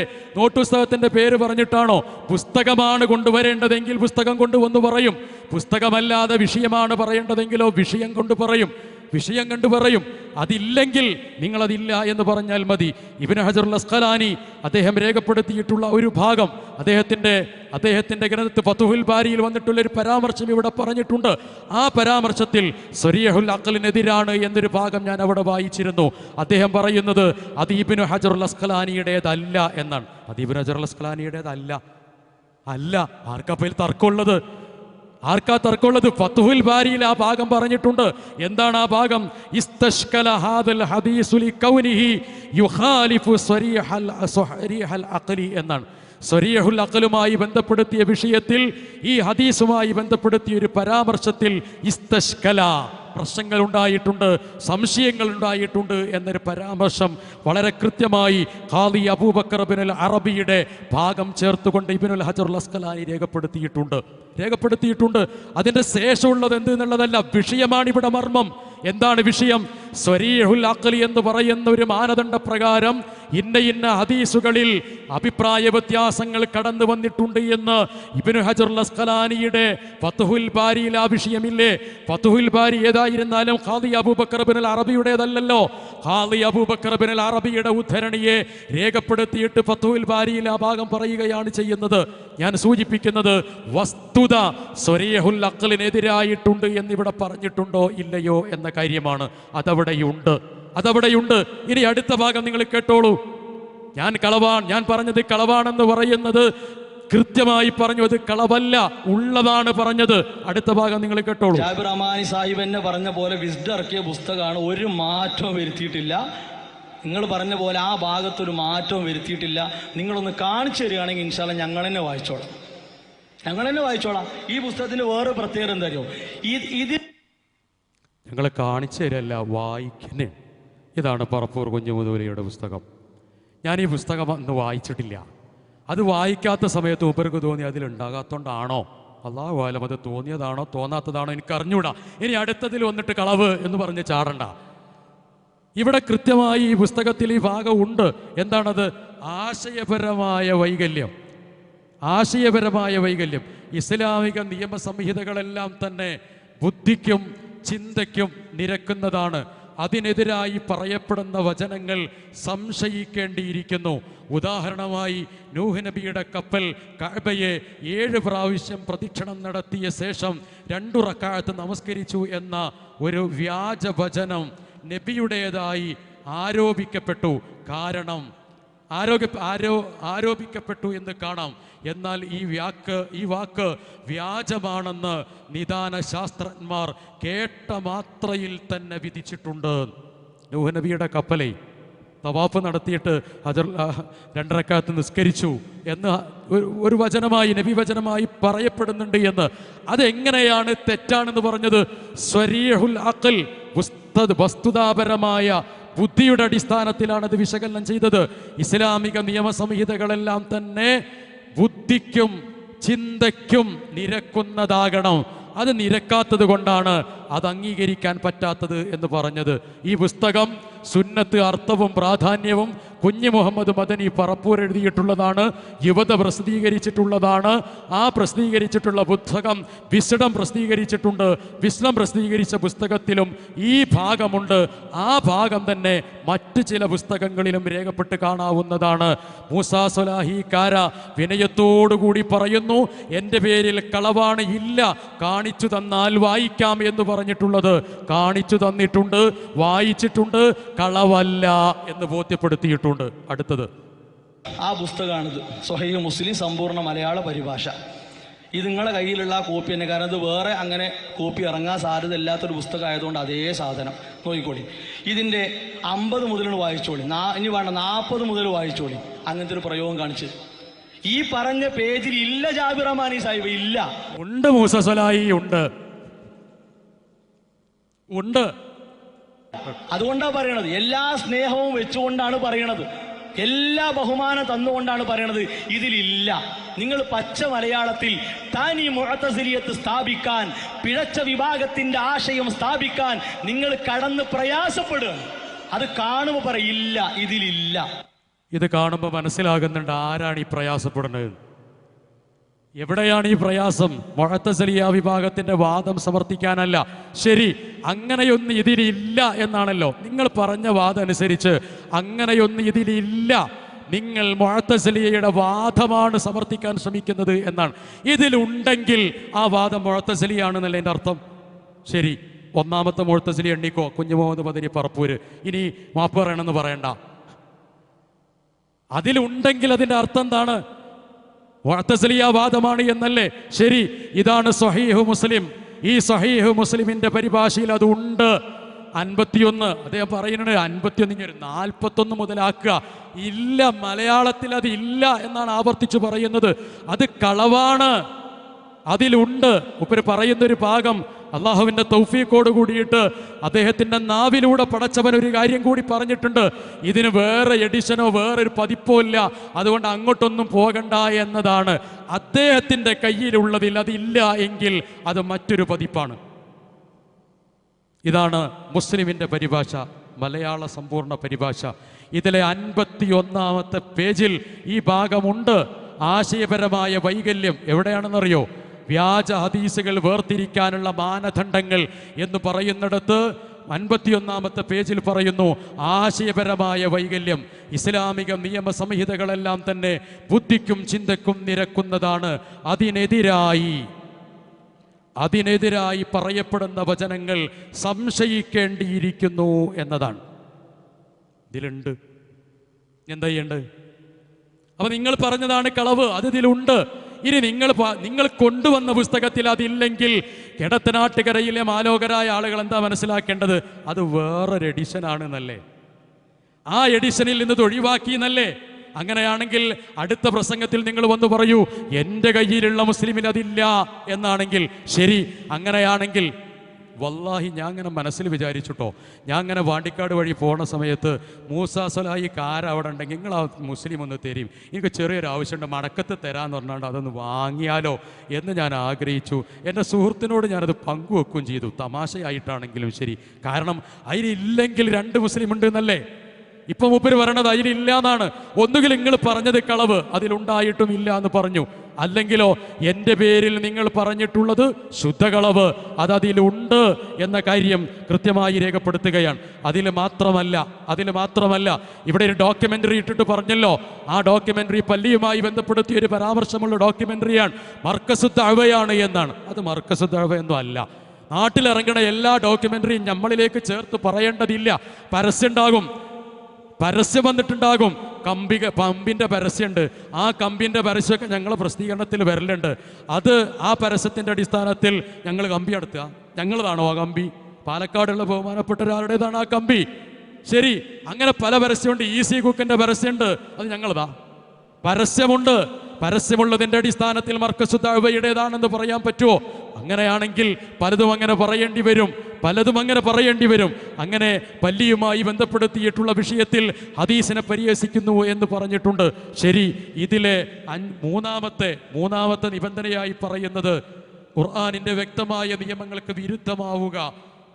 വ്യക്തമായ നിയമങ്ങൾക്ക് വിരുദ്ധമായി കഴിഞ്ഞാൽ ആ ഹദീസ് സ്വീകരിക്കാൻ പാടില്ല, അതിന് അപകടമുണ്ട് എന്നാണ്. അതിൻ്റെ ഭാഗം വ്യഭിചാരപുത്രൻ്റെ 7 തലമുറ സ്വർഗത്തിൽ പ്രവേശിക്കുകയില്ല എന്ന നബി പറഞ്ഞതായി ഉദ്ധരിക്കപ്പെടുന്നത് വ്യാജമാണ്.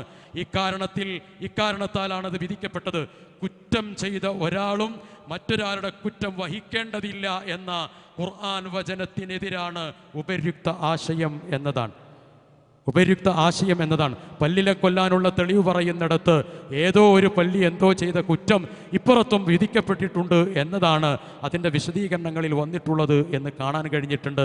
അതിനെതിരിലും ചില ഭാഗങ്ങൾ, മൗലികമായ ചില ഭാഗങ്ങൾ സ്വഹീഹ് മുസ്ലിമിൽ പറഞ്ഞിട്ടുണ്ട്. അടുത്ത ഭാഗം കേൾക്കാം. നിങ്ങൾ പറഞ്ഞ 973 കോപ്പി, 973 കോപ്പി, അതിൻ്റെ 90-ാമത്തെ പേജ്, 90ഉം 91ഉം ഇനി മൊത്തം വായിക്കുക. ബഹുമാനായ ജാബിർ അമാനി, നിങ്ങൾ പറഞ്ഞ ഒരു പ്രയോഗം മലയാളത്തെങ്കിലും ഉണ്ടെങ്കിൽ സമാധാനം. എന്തിനാണ് ഈ കബളിപ്പിക്കൽ? എനിക്കും അതാണ് ചോദിക്കാനുള്ളത്.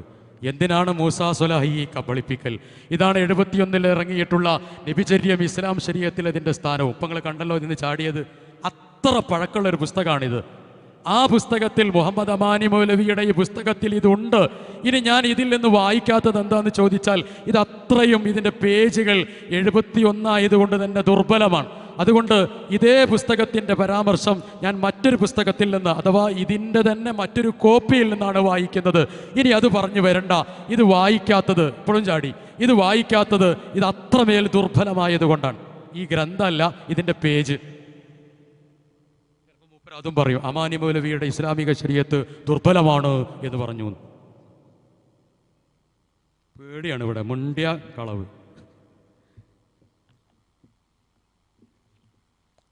ഓക്കെ, ഇത് മറ്റൊന്നിൽ നിന്ന് കൃത്യമായി അതിൻ്റെ ഫോട്ടോ കോപ്പി എടുത്തതിന് ശേഷം വന്നിട്ടുള്ള ഭാഗമാണ് ഇത്. അതിൻ്റെ കോപ്പി ഇതിൻ്റെ പേജ് നേരത്തെ പറഞ്ഞത് 71 അവിടെ തന്നെ അതേപോലെ കിടക്കുന്നുണ്ട്.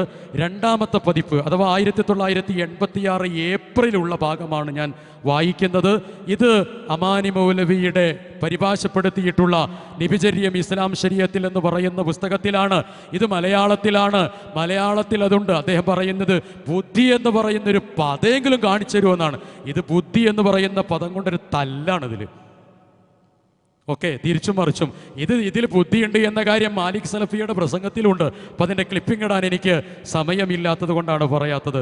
നിർമ്മത ഹദീസുകളുടെ അടയാളങ്ങൾ മത്തിനിൽ എന്ന് പറയുന്ന ആ ഭാഗം വിശദീകരിക്കുന്നിടത്ത് 101-ാമത്തെ പേജിൽ പറയുന്നത്, അത് ഒന്ന്, ആശയം സ്വീകാര്യമല്ലാതായിരിക്കുക. ഇതിനു കാരണം പലതാവാം. ചിലപ്പോൾ വ്യാഖ്യാനം നൽകി ഒപ്പിക്കാൻ കഴിയാത്ത വിധം പ്രാഥമിക ബുദ്ധിക്ക് എതിരായത് കൊണ്ടായിരിക്കാം. അതിന് സാധാരണ ഞാൻ പഠിച്ചിട്ടുള്ളത് സ്വരീഹുൽ അഖ്ൽ എന്നാണ്. പ്രാഥമിക ബുദ്ധി, സുവ്യക്ത ബുദ്ധി എന്നത്. ഇത് മുഹമ്മദ് അമാനി മൗലവിയുടെ ഇസ്ലാം നബിചര്യം ഇസ്ലാം ശരീഅത്തിൽ എന്ന് പറയുന്ന പുസ്തകമാണ്. അതിലതുണ്ട്. നിങ്ങളാണ് കളവ് പറഞ്ഞത്, ജാബിർ അമാനിയല്ല കളവ് പറഞ്ഞിട്ടുള്ളത്. ഓക്കെ, അടുത്ത ഭാഗം. വിശുദ്ധ ഖുർആൻ പരലോകത്ത് നരകശിക്ഷയിൽ പ്രവേശിക്കുന്നതിൻ്റെ കാരണം വിശദീകരിക്കുന്നിടത്ത് സൂറത്ത് മുൽക്കിൽ ഒരു വചനം പറയുന്നുണ്ട്. എന്താണ് അതിൻ്റെ കാരണം? വഖാലു ലൗ കുന്നാ നസ്മഉ ഔ നഅഖിലു മാ കുന്നാ ഫീ അസ്ഹാബിസ് സഈർ. ഞങ്ങൾ അങ്ങനെയാകാനുള്ള പ്രധാനപ്പെട്ട ഒരു കാരണം, അസ്ഹാബ് സഈറിൽ വരാനുള്ള കാരണം ഞങ്ങൾ ചിന്തിച്ചിരുന്നില്ല, കാര്യങ്ങൾ കേട്ടിരുന്നില്ല എന്നാണ് നരകാവകാശികൾ പറയുന്നത് എന്നാണ് രേഖപ്പെടുത്തിയിട്ടുള്ളത്. എൻ്റെ ഈ വിശദീകരണത്തിൽ നിന്ന് ഈ ആയത്തിൻ്റെ ഭാഗം വിശദീകരിച്ചിട്ട് പറഞ്ഞത് എന്താണ്? പരലോകത്ത് എത്തിച്ചേരുമ്പോൾ നരകത്തിൽ പോകാനുള്ള കാരണം ഞങ്ങൾ ആ കാര്യത്തെ സംബന്ധിച്ച് ചിന്തിച്ചിരുന്നില്ല. നസ്മഉ ഔ നഅഖിലു എന്ന പദമാണ് ഉപയോഗിച്ചത്. ആ വിശദീകരണമാണ് ഞാനിവിടെ കൊടുത്തത്, അതാണ് കേൾപ്പിച്ചത്. മൂസാ സ്വലാഹി കാര പറയുന്നത് വേറെ ഒരു വിശദീകരണമാണ്. ആ വേറെ ഒരു വിശദീകരണം പറഞ്ഞിട്ട് എന്നിട്ട് അതിന് മറുപടി പറയുകയാണ് ചെയ്യുന്നത്. അത് നിങ്ങൾക്ക് കേൾക്കാം. അത് മാത്രം നിങ്ങൾ വായിച്ചിരുന്നെങ്കിൽ എത്ര വ്യക്തമായിരുന്നു. ഈ ആയത്ത് ഒരിക്കലും ബുദ്ധി ഉപയോഗിച്ച് പ്രമാണങ്ങൾ തള്ളാനല്ല, അള്ളാഹു തന്ന അഖില് കൊണ്ട് ചിന്തിച്ച് കാര്യങ്ങൾ കേട്ട് വഹയിലൂടെ വന്ന കാര്യങ്ങളെ പിൻപറ്റണമെന്ന് പഠിപ്പിക്കുന്ന ആയത്താണ്. യെസ്, വഹയിലൂടെ വന്ന കാര്യങ്ങൾ ബുദ്ധി ഉപയോഗിച്ച് കേട്ട് കണ്ട് മനസ്സിലാക്കി അത് പിൻപറ്റണമെന്ന് പറയുന്ന ആയത്താണ് എന്നാണ്. അതെന്നല്ലേ ഞാൻ പറഞ്ഞത്. ബുദ്ധി ഉപയോഗിച്ചുകൊണ്ട് തള്ളണം എന്നതല്ല ജാബിർ റഹ്മാനി ഈ ആയത്തിലുള്ളത് എന്നാണ്. ആരാത് പറഞ്ഞത്? നിങ്ങളൊരു ഞാൻ പറഞ്ഞൊരു ആയത്ത് ഓതുക, നിങ്ങളെ വിശദീകരണം അതിന് കൊടുക്കുക, എന്നിട്ട് അതിന് മറുപടി പറയുക. ഇതിൻ്റെ പേരെന്താണ്? ഇതിനാണ് കോട്ടിമാട്ടൽ എന്ന് പറയുക. ഇവിടെ കോട്ടിമാട്ടിയത് ഞാനല്ല, ബഹുമാന്യനായ മൂസാ സ്വലാഹി കാരയാണത് കൂട്ടിമാട്ടിയത്. ഞാൻ പറഞ്ഞത് പ്രമാണത്തെ സംബന്ധിച്ചിടത്തോളം ആ പ്രമാണങ്ങൾ കൃത്യമായി പ്രവാചകന്മാർ പറഞ്ഞു കൊടുത്തു, വിശദീകരിച്ചു കൊടുത്തു, ആദർശം ബോധ്യപ്പെടുത്തി കൊടുത്തു. പക്ഷേ ആദർശം ബോധ്യപ്പെടുത്തി കൊടുത്ത സമയത്ത് അതിനെ ചിന്തിക്കാതെ, അതിനെ ആലോചിക്കാതെ പൂർവികരായ ആളുകൾ എങ്ങനെയാണോ പോയത് അങ്ങനെ പോയതാണ് ഞങ്ങൾ നഷ്ടപ്പെടാനുള്ള കാരണം. അതുകൊണ്ട് ചിന്ത ഒരിക്കലും തന്നെ നിങ്ങൾ പണയപ്പെടുത്തരുത്, തഖ്ലീദിന്റെ മാർഗത്തിലേക്ക് പോകരുത് എന്ന് ബോധ്യപ്പെടുത്താനാണ് ഈ ആയത്ത് ഓതിയത്. ആ ആയത്തിന്റെ വിശദീകരണം നിങ്ങൾ പറഞ്ഞത് തന്നെയാണ് ഞാൻ പറഞ്ഞത്. നിങ്ങൾ എനിക്ക് വേണ്ടി ആരോപിക്കപ്പെട്ടതിന് മറുപടി പറഞ്ഞാൽ അതൊരിക്കലും ശരിയാവുകയില്ല. കോട്ടിമാട്ടൽ നടത്തിയത് ഞാനല്ല, നിങ്ങൾ തന്നെയാണ്. നിങ്ങൾക്കത് കേൾക്കാം. ഒരു നൂറ്റാണ്ടിലധികം അപ്പൊ അതുകൊണ്ട് ഇത്തരത്തിലുള്ള കളവുകളിലൂടെ പോയിട്ട് ആദർശം സ്ഥാപിക്കാനാണ് എങ്കിൽ അത്യന്തം അപകടകരമാണ് നിങ്ങളുടെ വാദഗതികൾ എന്നേ പറയാനുള്ളൂ. ഇവിടെ അവതരിപ്പിച്ചിട്ടുള്ള മൂസാ സ്വലാഹി കാര വൈകാരികമായി അതിൻ്റെ ആദ്യം മുതൽ അവസാനം വരെ എൻ്റെ പ്രസംഗത്തിൻ്റെ ഓരോ ഭാഗം എടുത്തുകൊണ്ട് വിശദീകരിച്ചിട്ടുള്ളത് കളവാണ് എന്നതാണ്. അതൊന്നും കളവായിരുന്നില്ല എന്നത് ബുദ്ധിയുള്ള ആളുകൾക്ക് ഇവിടെ മനസ്സിലാക്കാൻ കഴിഞ്ഞിട്ടുണ്ട് എന്നാണ് എനിക്ക് സൂചിപ്പിക്കാനുള്ളത്. അദ്ദേഹം വളരെ വൈകാരികമായി അവസാനത്തേതിലൊരു കാര്യം പറയുന്നുണ്ട്, അതുകൂടി പറയാം. ഒരു നൂറ്റാണ്ടിലധികം ഇവിടെ പൗരോഹിത്യത്തിന് നേരെ, ശിർക്കിന് വേണ്ടി ശബ്ദിച്ചവർക്ക് നേരെ കൃത്യമായ മറുപടി കൊടുക്കാൻ തലമുതിർന്ന പണ്ഡിതന്മാർ വളരെ വളരെ ദീർഘവീക്ഷണത്തോടുകൂടി നടത്തിയ പ്രയോഗം, ആ പ്രയോഗങ്ങൾ എന്തിനായിരുന്നു കഴിഞ്ഞു. നിങ്ങൾ ഇതുവരെ മുജാഹിദ് പ്രസ്ഥാനത്തിന്റെ ആദർശം അവകാശപ്പെട്ടത് വെറുതെയായിരുന്നു എന്ന് ബഹുമാനനായ ജാബിർ റഹ്മാനി നിങ്ങൾ തുറന്നു പറഞ്ഞിരിക്കുന്നു. ഇതേതാ ഭാഗം എന്നറിയോ? ഞാൻ ചോദിക്കുന്നുണ്ട്, കൃത്യമായി ചോദിക്കുന്നുണ്ട്. എനിക്ക് സങ്കടം വരികയാണ് മൂപ്പരുടെ ഓരോ ഭാഗം കണ്ടിട്ട്. ഞാൻ ചോദിക്കുന്നത്, എടത്തനാട്ടുകരയിലെ പഴയകാല മുജാഹിദുകളെ നിങ്ങളും പറയണം, നമ്മുടെ മദ്രസയിൽ പഠിക്കുന്ന സമയത്ത് ഷിർക്ക്, വസീലത്തുനില ഷിർക്ക് എന്ന് പറയുന്ന ഭാഗങ്ങൾ നമ്മൾ കേട്ടിരുന്നോ പഠിച്ചിരുന്നോ എന്നതാണ്. മൂപ്പരിതിന് കേട്ടതോടുകൂടിയിട്ട് എന്തോ ഒരു വർത്താന പറയണമെന്നറിയോ? എന്താണ് ഈ പറയുന്നത് എന്ന് പറഞ്ഞിട്ട് മൂപ്പര് വിശദീകരിക്കുകയാണ്. വസീലത്തുനില ഷിർക്ക് എന്ന് പറഞ്ഞാൽ എന്താണ്? ഷിർക്കിലേക്ക് പോകാൻ സാധ്യതയുള്ള വഴികൾ എന്നാണ് അതിൻ്റെ അർത്ഥം. ഞാൻ ചോദിച്ചത് വസീലത്തുനില ഷിർക്കിൻ്റെ അർത്ഥം എന്താണ് എന്നല്ല, ആ വസീലത്തുനിലെ ശിർക്കിൻ്റെ അർത്ഥം എന്താണെന്നുള്ളത് 5ാം ക്ലാസ് മദ്രസ പോയ കുട്ടിക്കറിയാം. അതൊക്കെ നമ്മൾ പഠിച്ചിട്ടുണ്ട്. ഏതായിരുന്നാലും അഫ്ദൽ ഉലമയും PG ഒക്കെ ഞാൻ കഴിഞ്ഞതാണ്. നിങ്ങൾ സ്വലായി കഴിഞ്ഞതുപോലെ തന്നെ അറബിയിൽ നിങ്ങൾക്കാകും വിവരം. പക്ഷേ അർത്ഥം എനിക്കറിയാം, നിങ്ങൾക്ക് അറിയണ പോലെ തന്നെ. ആ അർത്ഥത്തിൻ്റെ അടിസ്ഥാനത്തിൽ ആരും ശിർക്കിലേക്ക് പോകാവുന്ന വഴികൾ മദ്രസയിൽ പഠിച്ചിട്ടില്ല എന്നല്ല ഈ പറഞ്ഞത്. എന്നിട്ട് മൂപ്പര് നമ്മൾ പറഞ്ഞിട്ടില്ലേ, ഖബറാരാധന പഠിച്ചിട്ടില്ലേ, നമ്മൾ വല്ലാഹി എന്ന് പറയുന്ന സമയത്ത് ശപഥം ചെയ്ത് പറയുന്നത് പഠിച്ചിട്ടില്ലേ, എന്താണ് ഈ പറയുന്നത്? ഇവിടെയുള്ള ആളുകൾ ചിന്തിക്കേണ്ടതില്ലേ? എടത്തനാട്ടുകരയിലെ മുജാഹിദുകളെ, നിങ്ങളാരും ശിർക്ക് പഠിച്ചിട്ടില്ലേ മദ്രസയിൽ?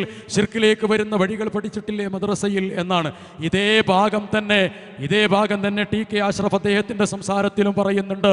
ഇങ്ങനെയൊക്കെ ഇവിടെ പറഞ്ഞു പോയിട്ടുണ്ട്. മദ്രസയിൽ ഈ കാര്യമൊക്കെ നമ്മൾ പഠിച്ചിട്ടുണ്ട്. ശരി, നിങ്ങളൊന്നാണ് തെളിയിച്ചാണ്, നിങ്ങളൊന്ന് തെളിയിക്കും. എന്ത്? നിങ്ങളിവിടെ പറയുന്ന ഇബാദല്ലാ അഴീനൂനി എന്ന് പറയുന്ന ദുർബല ഹദീസിനെ അവലംബിച്ചുകൊണ്ടല്ലേ ശിർക്ക്, വസീലത്തുനിലെ ശിർക്ക് എന്ന് കാസർഗോഡ് മുതൽ കന്യാകുമാരി വരെ മനസ്സിലാകൽ തുടങ്ങിയത്? അല്ലെങ്കിൽ അല്ലാന്ന് പറയും. ആ വസീലത്തുനിലെ ശിർക്ക്, യാ ഇബാദല്ലാ അഴീനൂനി എന്ന് പറയുന്നതിലേക്ക് ചേർത്ത് വെച്ചിട്ടുള്ള വസീലത്തുനിലെ ശിർക്ക് വന്നിട്ടുള്ള ഏത് മദ്രസ പാഠപുസ്തകമാണ് ഇവിടെ കൊണ്ടുവന്നെന്ന് വായിക്കണം. അതാണ് ഈ പറഞ്ഞത്. അങ്ങനെ കേട്ടിട്ടില്ല, അങ്ങനെ പഠിച്ചിട്ടില്ല. പഴയകാലത്തിലുള്ള ഒരു മദ്രസാ പുസ്തകങ്ങളിലും ഇത് പറഞ്ഞിട്ടില്ല. കാരണം ഇത് കാലം കഴിഞ്ഞിട്ട് 2000-ലാണ് ഈ വാദങ്ങൾ വരുന്നത്. അപ്പോൾ TK അഷ്റഫിന് പറയാനുള്ളത്, സെൽസബീലിൽ ഇത് ഉമർ മൗലവി പറഞ്ഞിട്ടുണ്ടല്ലോ വളരെ മുമ്പ് തന്നെ. സെൽസബീൽ അതിൽ ഉമർ മൗലവി പറഞ്ഞത് മമ്പറന്തങ്ങളെ കാക്കണേ, ബദരീങ്ങളെ രക്ഷിക്കണേ എന്ന് പറയുന്നതിന് തെളിവായി സുന്നികൾ യാ ഇബാദല്ലാ എന്ന പദം എന്ന ദുർബല ഹദീസ് ഉപയോഗപ്പെടുത്തിയിട്ട് അങ്ങനെ വിളിക്കാമല്ലോ, ഇബാദല്ലാ എന്ന് വിളിക്കാമല്ലോ എന്ന് തെളിവ് പറഞ്ഞതിനെ സംബന്ധിച്ച് വിശദീകരിക്കുമ്പോഴാണ് പറഞ്ഞത്. അതല്ലാതെ ജിന്ന് കൂടും പിശാച് കൂടും, ജിന്നിന് സഹായതേട്ടമുണ്ട് എന്ന് പറയുന്നിടത്തല്ല ഇത് പറഞ്ഞിട്ടുള്ളത്. ജിന്നിൻ്റെ സഹായതേട്ടവുമായി ബന്ധപ്പെടുത്തി വന്നിട്ടുള്ള ഭാഗങ്ങൾ, ആ ഭാഗങ്ങൾ അടിസ്ഥാനത്തിൽ വസീലത്തുൻ ഷിർക്ക്, വസീലത്തുനിലെ ഷിർക്ക് അല്ലെങ്കിൽ വസീലത്തു ഷിർക്ക് അല്ലെങ്കിൽ ഷിർക്ക് എന്ന് പറയുന്ന ഭാഗങ്ങൾ വന്നിട്ടുണ്ടോ വന്നിട്ടില്ലേ എന്നതാണ്. മദ്രസാ പാഠപുസ്തകങ്ങളിൽ വന്നിട്ടുണ്ടോ വന്നിട്ടില്ലേ എന്നതാണ് നിങ്ങൾ കൃത്യമായി പറയേണ്ടത്. അതില്ല എന്ന കാര്യം വസ്തുതാപരമായി തന്നെ കേൾക്കുന്ന ആളുകൾക്ക് മനസ്സിലാക്കാൻ കഴിയുന്നതാണ്. ഞാൻ നിങ്ങളൊക്കെ KNM-ന്റെ മദ്രസയിൽ പഠിച്ചവരാണ്, ഇപ്പോഴും പഠിക്കുന്ന കുട്ടികളുണ്ട്. അവിടെയൊന്നും ഈ ഭാഗങ്ങളില്ല. നിങ്ങളുടെ പുസ്തകത്തിലുണ്ടോ എന്ന് നമുക്കറിയില്ല, ഉണ്ടാവാതിരിക്കാനുള്ള സാധ്യതയില്ല. ഏതായിരുന്നാലും കൂട്ടരെ, ഇവിടെ ഞാൻ എൻ്റെ വാക്കുകൾക്ക് അവസാനം കുറിക്കുകയാണ്. സൂചിപ്പിച്ചത് ഇത്രയേ ഉള്ളൂ. നിങ്ങൾ പറഞ്ഞിട്ടുള്ള ഓരോ കാര്യങ്ങളും നിങ്ങൾ ആദ്യം അതിൻ്റെ വിശദീകരണം പറയുക, എന്നിട്ട് അതിൻ്റെ മറുപടി നിങ്ങൾ തന്നെ പറയുക. ആ രീതിയല്ല, നമ്മൾ പറയുന്നത് എന്താണോ അതനുസരിച്ചു കൊണ്ടാണ് കാര്യങ്ങൾ പോകേണ്ടത്. അവസാനത്തേതിൽ അദ്ദേഹം വളരെ വൈകാരികമായി പറയുന്നൊരു കാര്യമാണ് നേരത്തെ നിങ്ങൾ കേട്ടിട്ടുള്ളത്. ഞാൻ ചോദിച്ചിരുന്നു, എന്തിനാണ് ദുർബലമായ ഒരു ഹദീസിന്റെ പിൻബലത്തിൽ നിങ്ങൾ ഈ വാദം സമർത്ഥിക്കാൻ വേണ്ടി ഒരു സംഘടനയുണ്ടാക്കിയത്? എന്തിനാണ് ഇത്തരത്തിലുള്ള വാദകോലാഹലങ്ങൾ, ജിന്ന് പിശാച് ബാധയുമായി ബന്ധപ്പെടുത്തിയ ഭാഗങ്ങൾ എന്തിനാണ് നിങ്ങൾ ഇവിടെ കൊണ്ടുവരുന്നത് എന്ന് ചോദിച്ചിരുന്നു. കാരണം മുജാഹിദുകൾക്ക് പരിചയമുള്ള, എടത്തനാട്ടുകരയിലെ മുജാഹിദുകൾക്ക് പരിചയമുള്ള തൗഹീദ് അല്ല ഇപ്പോൾ ഇവിടെ പറഞ്ഞുകൊണ്ടിരിക്കുന്നത്. ആ തൗഹീദ് വളരെ കൃത്യമായി ഇവിടെ പഠിപ്പിക്കപ്പെട്ടിട്ടുണ്ട്. ആ പഠിപ്പിക്കപ്പെട്ട തൗഹീദ് തന്നെയാണ് ഖുർആനിൻ്റെയും ഹദീസിൻ്റെയും അടിസ്ഥാനത്തിൽ ഇവിടെ വിശദീകരിക്കുകയും ചെയ്തിട്ടുള്ളത് അലി മദനി. അതിൽ നിന്ന് വ്യത്യസ്തമായ ഒരു തൗഹീദ് എന്തിനാണ് നിങ്ങളിവിടെ പറയുന്നത് എന്നാണ് ചോദിച്ചത്. അപ്പോൾ എന്തിനാണ് എന്ന പതെടുത്തിട്ട് മൂപ്പര് പറയാണ്, ആദ്യകാലത്തെ ഉമർ മൗലവി മുതൽ, മുഹമ്മദ് അമാനി മൗലവി മുതൽ, സയ്യിദ് മൗലവി മുതൽ, മഹാപണ്ഡിതന്മാർ മുതലുള്ള എല്ലാ തൗഹീദി പ്രബോധനത്തെയും ഇതാ ജാബിർ മാനിയുടെ ഒറ്റ വാക്കോടുകൂടി തള്ളിക്കളഞ്ഞിരിക്കുന്നു. നിങ്ങൾക്ക് മുജാഹിദുകളുടെ പാരമ്പര്യമില്ല എന്ന് നിങ്ങൾ പറഞ്ഞത് ഇപ്പോൾ അംഗീകരിച്ചിരിക്കുന്നു എന്നതാണ് അദ്ദേഹത്തിൻ്റെ സമർത്ഥനം. ആ സമർത്ഥനമാണ് ഏറ്റവും വലിയ അപകടം. ഞാൻ പറഞ്ഞതും വിശദീകരിച്ചതും കൃത്യമായി നമുക്ക് കാണാൻ കഴിയുന്നതാണ്. അഥവാ ശിർക്കിൽ പടുത്തുയർത്തിയിട്ടുള്ള ഒരു ആശയത്തെ, ഒരു ആദർശത്തെ എന്തിനാണ് നിങ്ങൾ ഇവിടെ കൊണ്ടുവരുന്നത് എന്നാണ് ചോദിച്ചിരുന്നത്.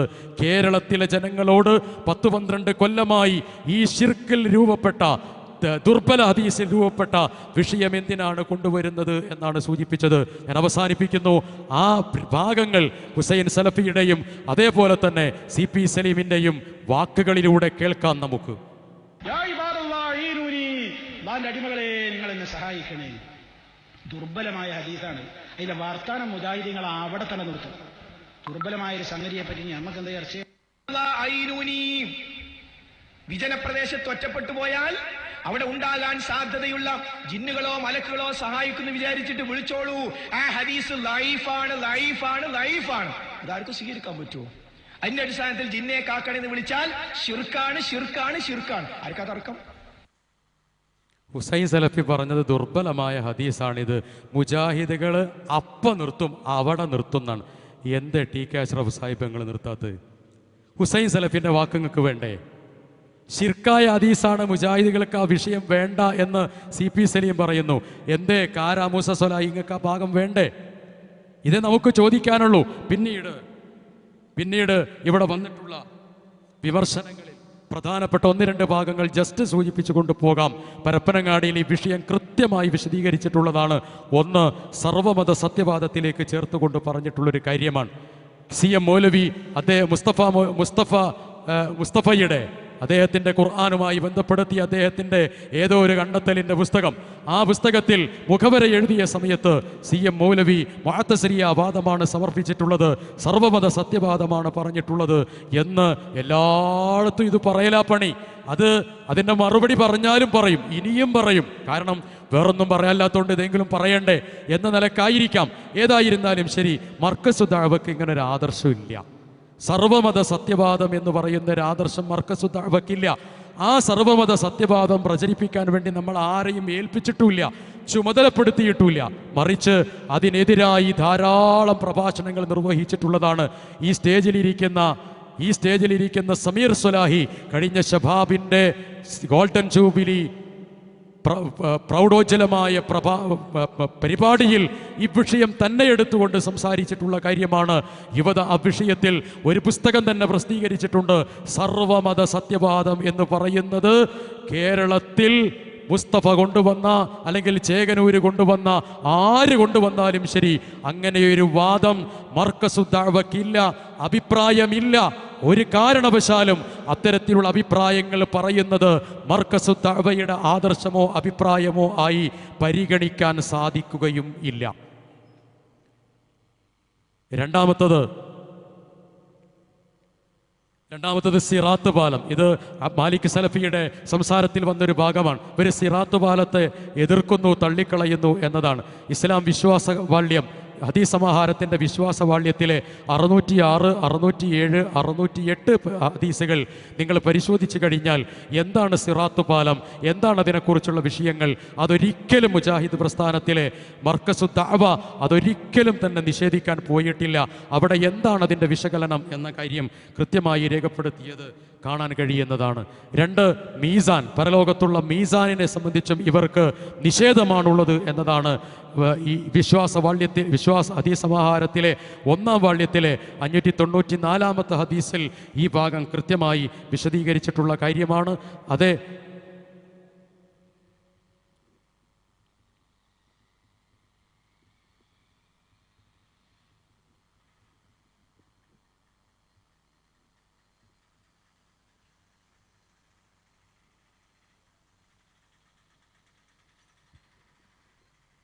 പിന്നീട് മാസപ്പിറവിയുമായി ബന്ധപ്പെടുത്തിയ ഭാഗമാണ്.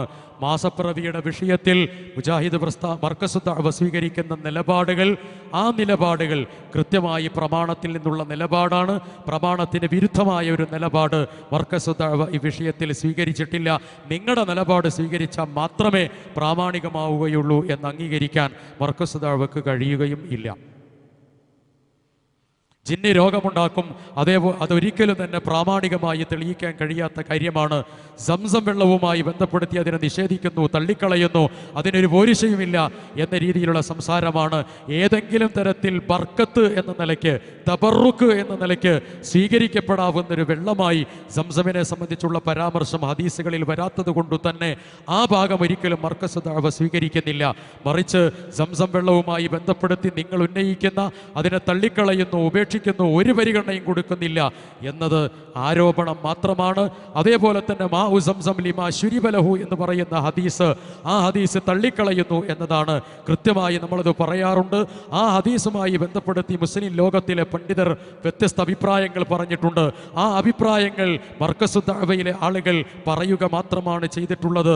മാഉ സംസം ലിമാ ശുരിബ ലഹു എന്ന് പറയുന്ന ഹദീസ് നിരാക്ഷേപം, ഒരു ആക്ഷേപവും ഇല്ലാത്ത വിധത്തിൽ മുസ്ലിം ലോകം എല്ലാവരും ഇജ്മാഅോടുകൂടി സ്വീകരിച്ച ഹദീസാണോ അല്ലയോ എന്ന കാര്യം നിങ്ങൾ വിശദീകരിച്ചാൽ മതി. ആക്ഷേപമാണ് അവിടെ വന്നിട്ടുള്ളത് ആ ഹദീസിനെ സംബന്ധിച്ച് എങ്കിൽ ആക്ഷേപമാണ് ആ വിഷയത്തിൽ പരിഗണിക്കുക എന്നതാണ് ഈ വിഷയത്തെ സംബന്ധിച്ചിടത്തോളമുള്ള ഹദീസ് പണ്ഡിതന്മാരുടെ അഭിപ്രായം. നുസൂലുർ റഹ്മാൻ, അള്ളാഹു അർശിൽ നിന്നിറങ്ങുന്നു എന്ന് പറയുന്ന വിഷയം അത് നമ്മൾ തള്ളിക്കളയുകയോ നിഷേധിക്കുകയോ ചെയ്തിട്ടില്ല. ഒന്നാം വാള്യത്തിൽ ഹദീസ് സമാഹാരത്തിലെ 101-ാമത്തെ ഹദീസിൽ ഈ വിഷയം കൃത്യമായി രേഖപ്പെടുത്തിയിട്ടുണ്ട്. ഷബാബിൽ ആ വിഷയം വന്നിട്ടുള്ള കാര്യങ്ങൾ തീർച്ചയായും നിങ്ങളത് പൂർണ്ണമായി വായിക്കുന്നു എങ്കിൽ അത് കൃത്യമായി മനസ്സിലാക്കാൻ കഴിയുന്ന കാര്യമാണ്. പിന്നീട് ബുദ്ധി ഒരു പ്രമാണമല്ല എന്നതാണ്. ബുദ്ധി ഒരു പ്രമാണമല്ല എന്ന് പറയുമ്പോൾ ഇവിടെ വിശദീകരിച്ചിട്ടുള്ള ഒരു ഭാഗമാണ് ഇ കെ അഹമ്മദ് കുട്ടി സാഹിബ് അദ്ദേഹത്തിൻ്റെ ഒരു അഭിമുഖത്തിൽ പറഞ്ഞിട്ടുള്ള ഒരു കാര്യം. ഇസ്ലാമിൻ്റെ രീതി വഹയും അഖലും അഥവാ അഖലും നഖലും സംയോജിപ്പിച്ചിട്ടുള്ളതാണ്. അഖലും നഖലും സംയോജിപ്പിച്ചിട്ടുള്ളതാണ് ഇസ്ലാമിൻ്റെ രീതി. ഇസ്ലാമിൻ്റെ രീതി എൻ്റെ അഭിപ്രായത്തിൽ, അദ്ദേഹത്തിൻ്റെ അഭിപ്രായമായി രേഖപ്പെടുത്തിയതാണ്, എൻ്റെ അഭിപ്രായത്തിൽ ഇസ്ലാമിൻ്റെ മുഖ്യ പ്രമാണങ്ങൾ ഖുർആനും അഖലുമാകുന്നു എന്ന് പറയാം. എൻ്റെ അഭിപ്രായത്തിൽ എന്ന് പറയാം. അപ്പോൾ ഒന്നാമത്തെ പ്രമാണം ഏതാണ്? ഒന്നാമത്തെ പ്രമാണം ഖുർആനാണ്. അതേപോലെ തന്നെ പ്രമാണവുമാണ്. എന്നിട്ട് അബ്ദുൽ മാലിക് സലഫി അടുത്തത് വായിക്കുന്നത് അതിൻ്റെ സ്ലാങ് ഒന്ന് മാറ്റിയിട്ടാണ്. അത് അപ്പോൾ ഹദീസോ എന്ന ചോദ്യം സ്വാഭാവികമായും ഉയരും. അത് രണ്ടാം പ്രമാണമാണ്. അവിടെ ഒന്ന് കോലം മാറ്റി. എന്തിനാ കോലം മാറ്റണേ? അത് രണ്ടാം പ്രമാണമാണ്. അപ്പോൾ ഒന്ന് ഖുർആനും പ്രമാണവുമാണ് എന്ന് പറഞ്ഞാൽ ഒന്നും വന്നാൽ രണ്ട്. അപ്പോൾ ഹദീസ് മൂന്നാകണ്ടേ? ഹദീസ് മൂന്നല്ലല്ലോ. ഹദീസ് രണ്ടാം പ്രമാണമാണ് എന്നാണ് അദ്ദേഹത്തിൻ്റെ അഭിപ്രായ പ്രകാരം. അഖലും അതേപോലെ തന്നെ നഖലും അഖലും ചേർന്നിട്ടുള്ളൊരു രീതിയാണ് ഇസ്ലാമിക സംജ്ഞകളിൽ ഇസ്ലാമിക രീതിയായി സ്വീകരിക്കുന്നത്. അതുകൊണ്ട് എൻ്റെ ഒരു അഭിപ്രായം പറയുന്നത് പ്രമാണം എന്ന് പറയുമ്പോൾ ഖുർആനും അതേപോലെ തന്നെ അഖലും എന്ന് പരിഗണിക്കണം. രണ്ടാം പ്രമാണം ഹദീസാണ് എന്ന കാര്യമാണ്. ഒന്നാം പ്രമാണം ഖുർആനാണ്, അതേപോലെ തന്നെ രണ്ടാം പ്രമാണം ഹദീസാണ്. ആ ഒന്നാം പ്രമാണം എന്ന നിലയ്ക്ക് അതിലേക്ക് വിശുദ്ധ ഖുർആനിൻ്റെ വിശകലനത്തിൽ വന്നിട്ടുള്ള ബുദ്ധി എന്ന് പറയുന്ന ഭാഗം കൂടി ചേർക്കാവുന്നതാണ് എന്ന് എനിക്കൊരഭിപ്രായമുണ്ട് എന്ന് പറയുകയല്ലാതെ മുഅ്തസിലിയ വാദം സമർത്ഥിക്കുകയും അതിൻ്റെ അടിസ്ഥാനത്തിൽ ഇതാ കൊണ്ടുവന്നിരിക്കുന്നു എന്ന് പറഞ്ഞ് ഗീർവാണം നടത്തുകയും ഒന്നും ആ വിഷയത്തിൽ ചെയ്യേണ്ടതില്ല എന്നതാണ് വളരെ വിനയാന്വിതമായി സൂചിപ്പിക്കാനുള്ളത്. ഞാൻ എൻ്റെ വാക്കുകൾ അവസാനിപ്പിക്കുകയാണ്. എനിക്ക് സൂചിപ്പിക്കാനുള്ള കാര്യം ഇതാണ്.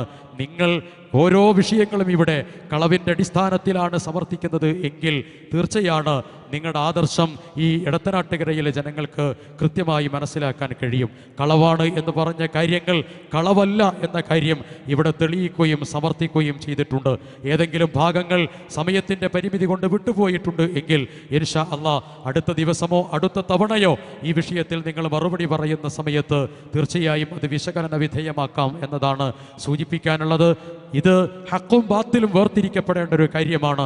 അതുകൊണ്ട് കലവറയില്ലാതെ ഹക്കിൻ്റെ പിന്തുണയർപ്പിക്കാൻ നമുക്ക് കഴിയണം. അവിടെ ഖുർആനും പ്രവാചകന്റെ തിരുചര്യയുമാണ് അഭിപ്രായ വ്യത്യാസങ്ങളുണ്ടെങ്കിൽ പിന്തുണക്കേണ്ടത് എന്ന അബൂബക്കർ സലഫിയുടെ അഭിപ്രായം അത് വിസ്നത്തിൻ്റെ അഭിപ്രായമായിട്ടാണ് ഞങ്ങൾ മനസ്സിലാക്കുന്നത്. അതുകൊണ്ട് ആ അഭിപ്രായ പ്രകാരം ഖുർആനിലേക്കും പ്രവാചകന്റെ തിരുചര്യയിലേക്കും മടങ്ങുകയും ഇസ്ലാമിൻ്റെ യഥായോചിതമായിട്ടുള്ള വിശ്വാസ കാര്യങ്ങൾ സ്വീകരിക്കുകയും ചെയ്യുക. അഭ്യുതം നാളെ പരലോകത്ത് ജന്നാത്തുൽ ഫിർദൗസിൽ പ്രവേശിക്കാൻ സാധിക്കുന്ന വിശ്വാസികളിൽ അള്ളാഹു നമ്മെ ഏവരെയും ഉൾപ്പെടുത്തി അനുഗ്രഹിക്കുമാറാകട്ടെ. റബ്ബന ആതിനാ ഫിദ്ദുനിയ ഹസന വഫിൽ ആഖിറതി ഹസനതൻ വഖിനാ അദാബന്നാർ വൽഹംദുലില്ലാഹി റബ്ബിൽ ആലമീൻ. അസ്സലാമു അലൈക്കും വറഹ്മത്തുള്ളാഹി.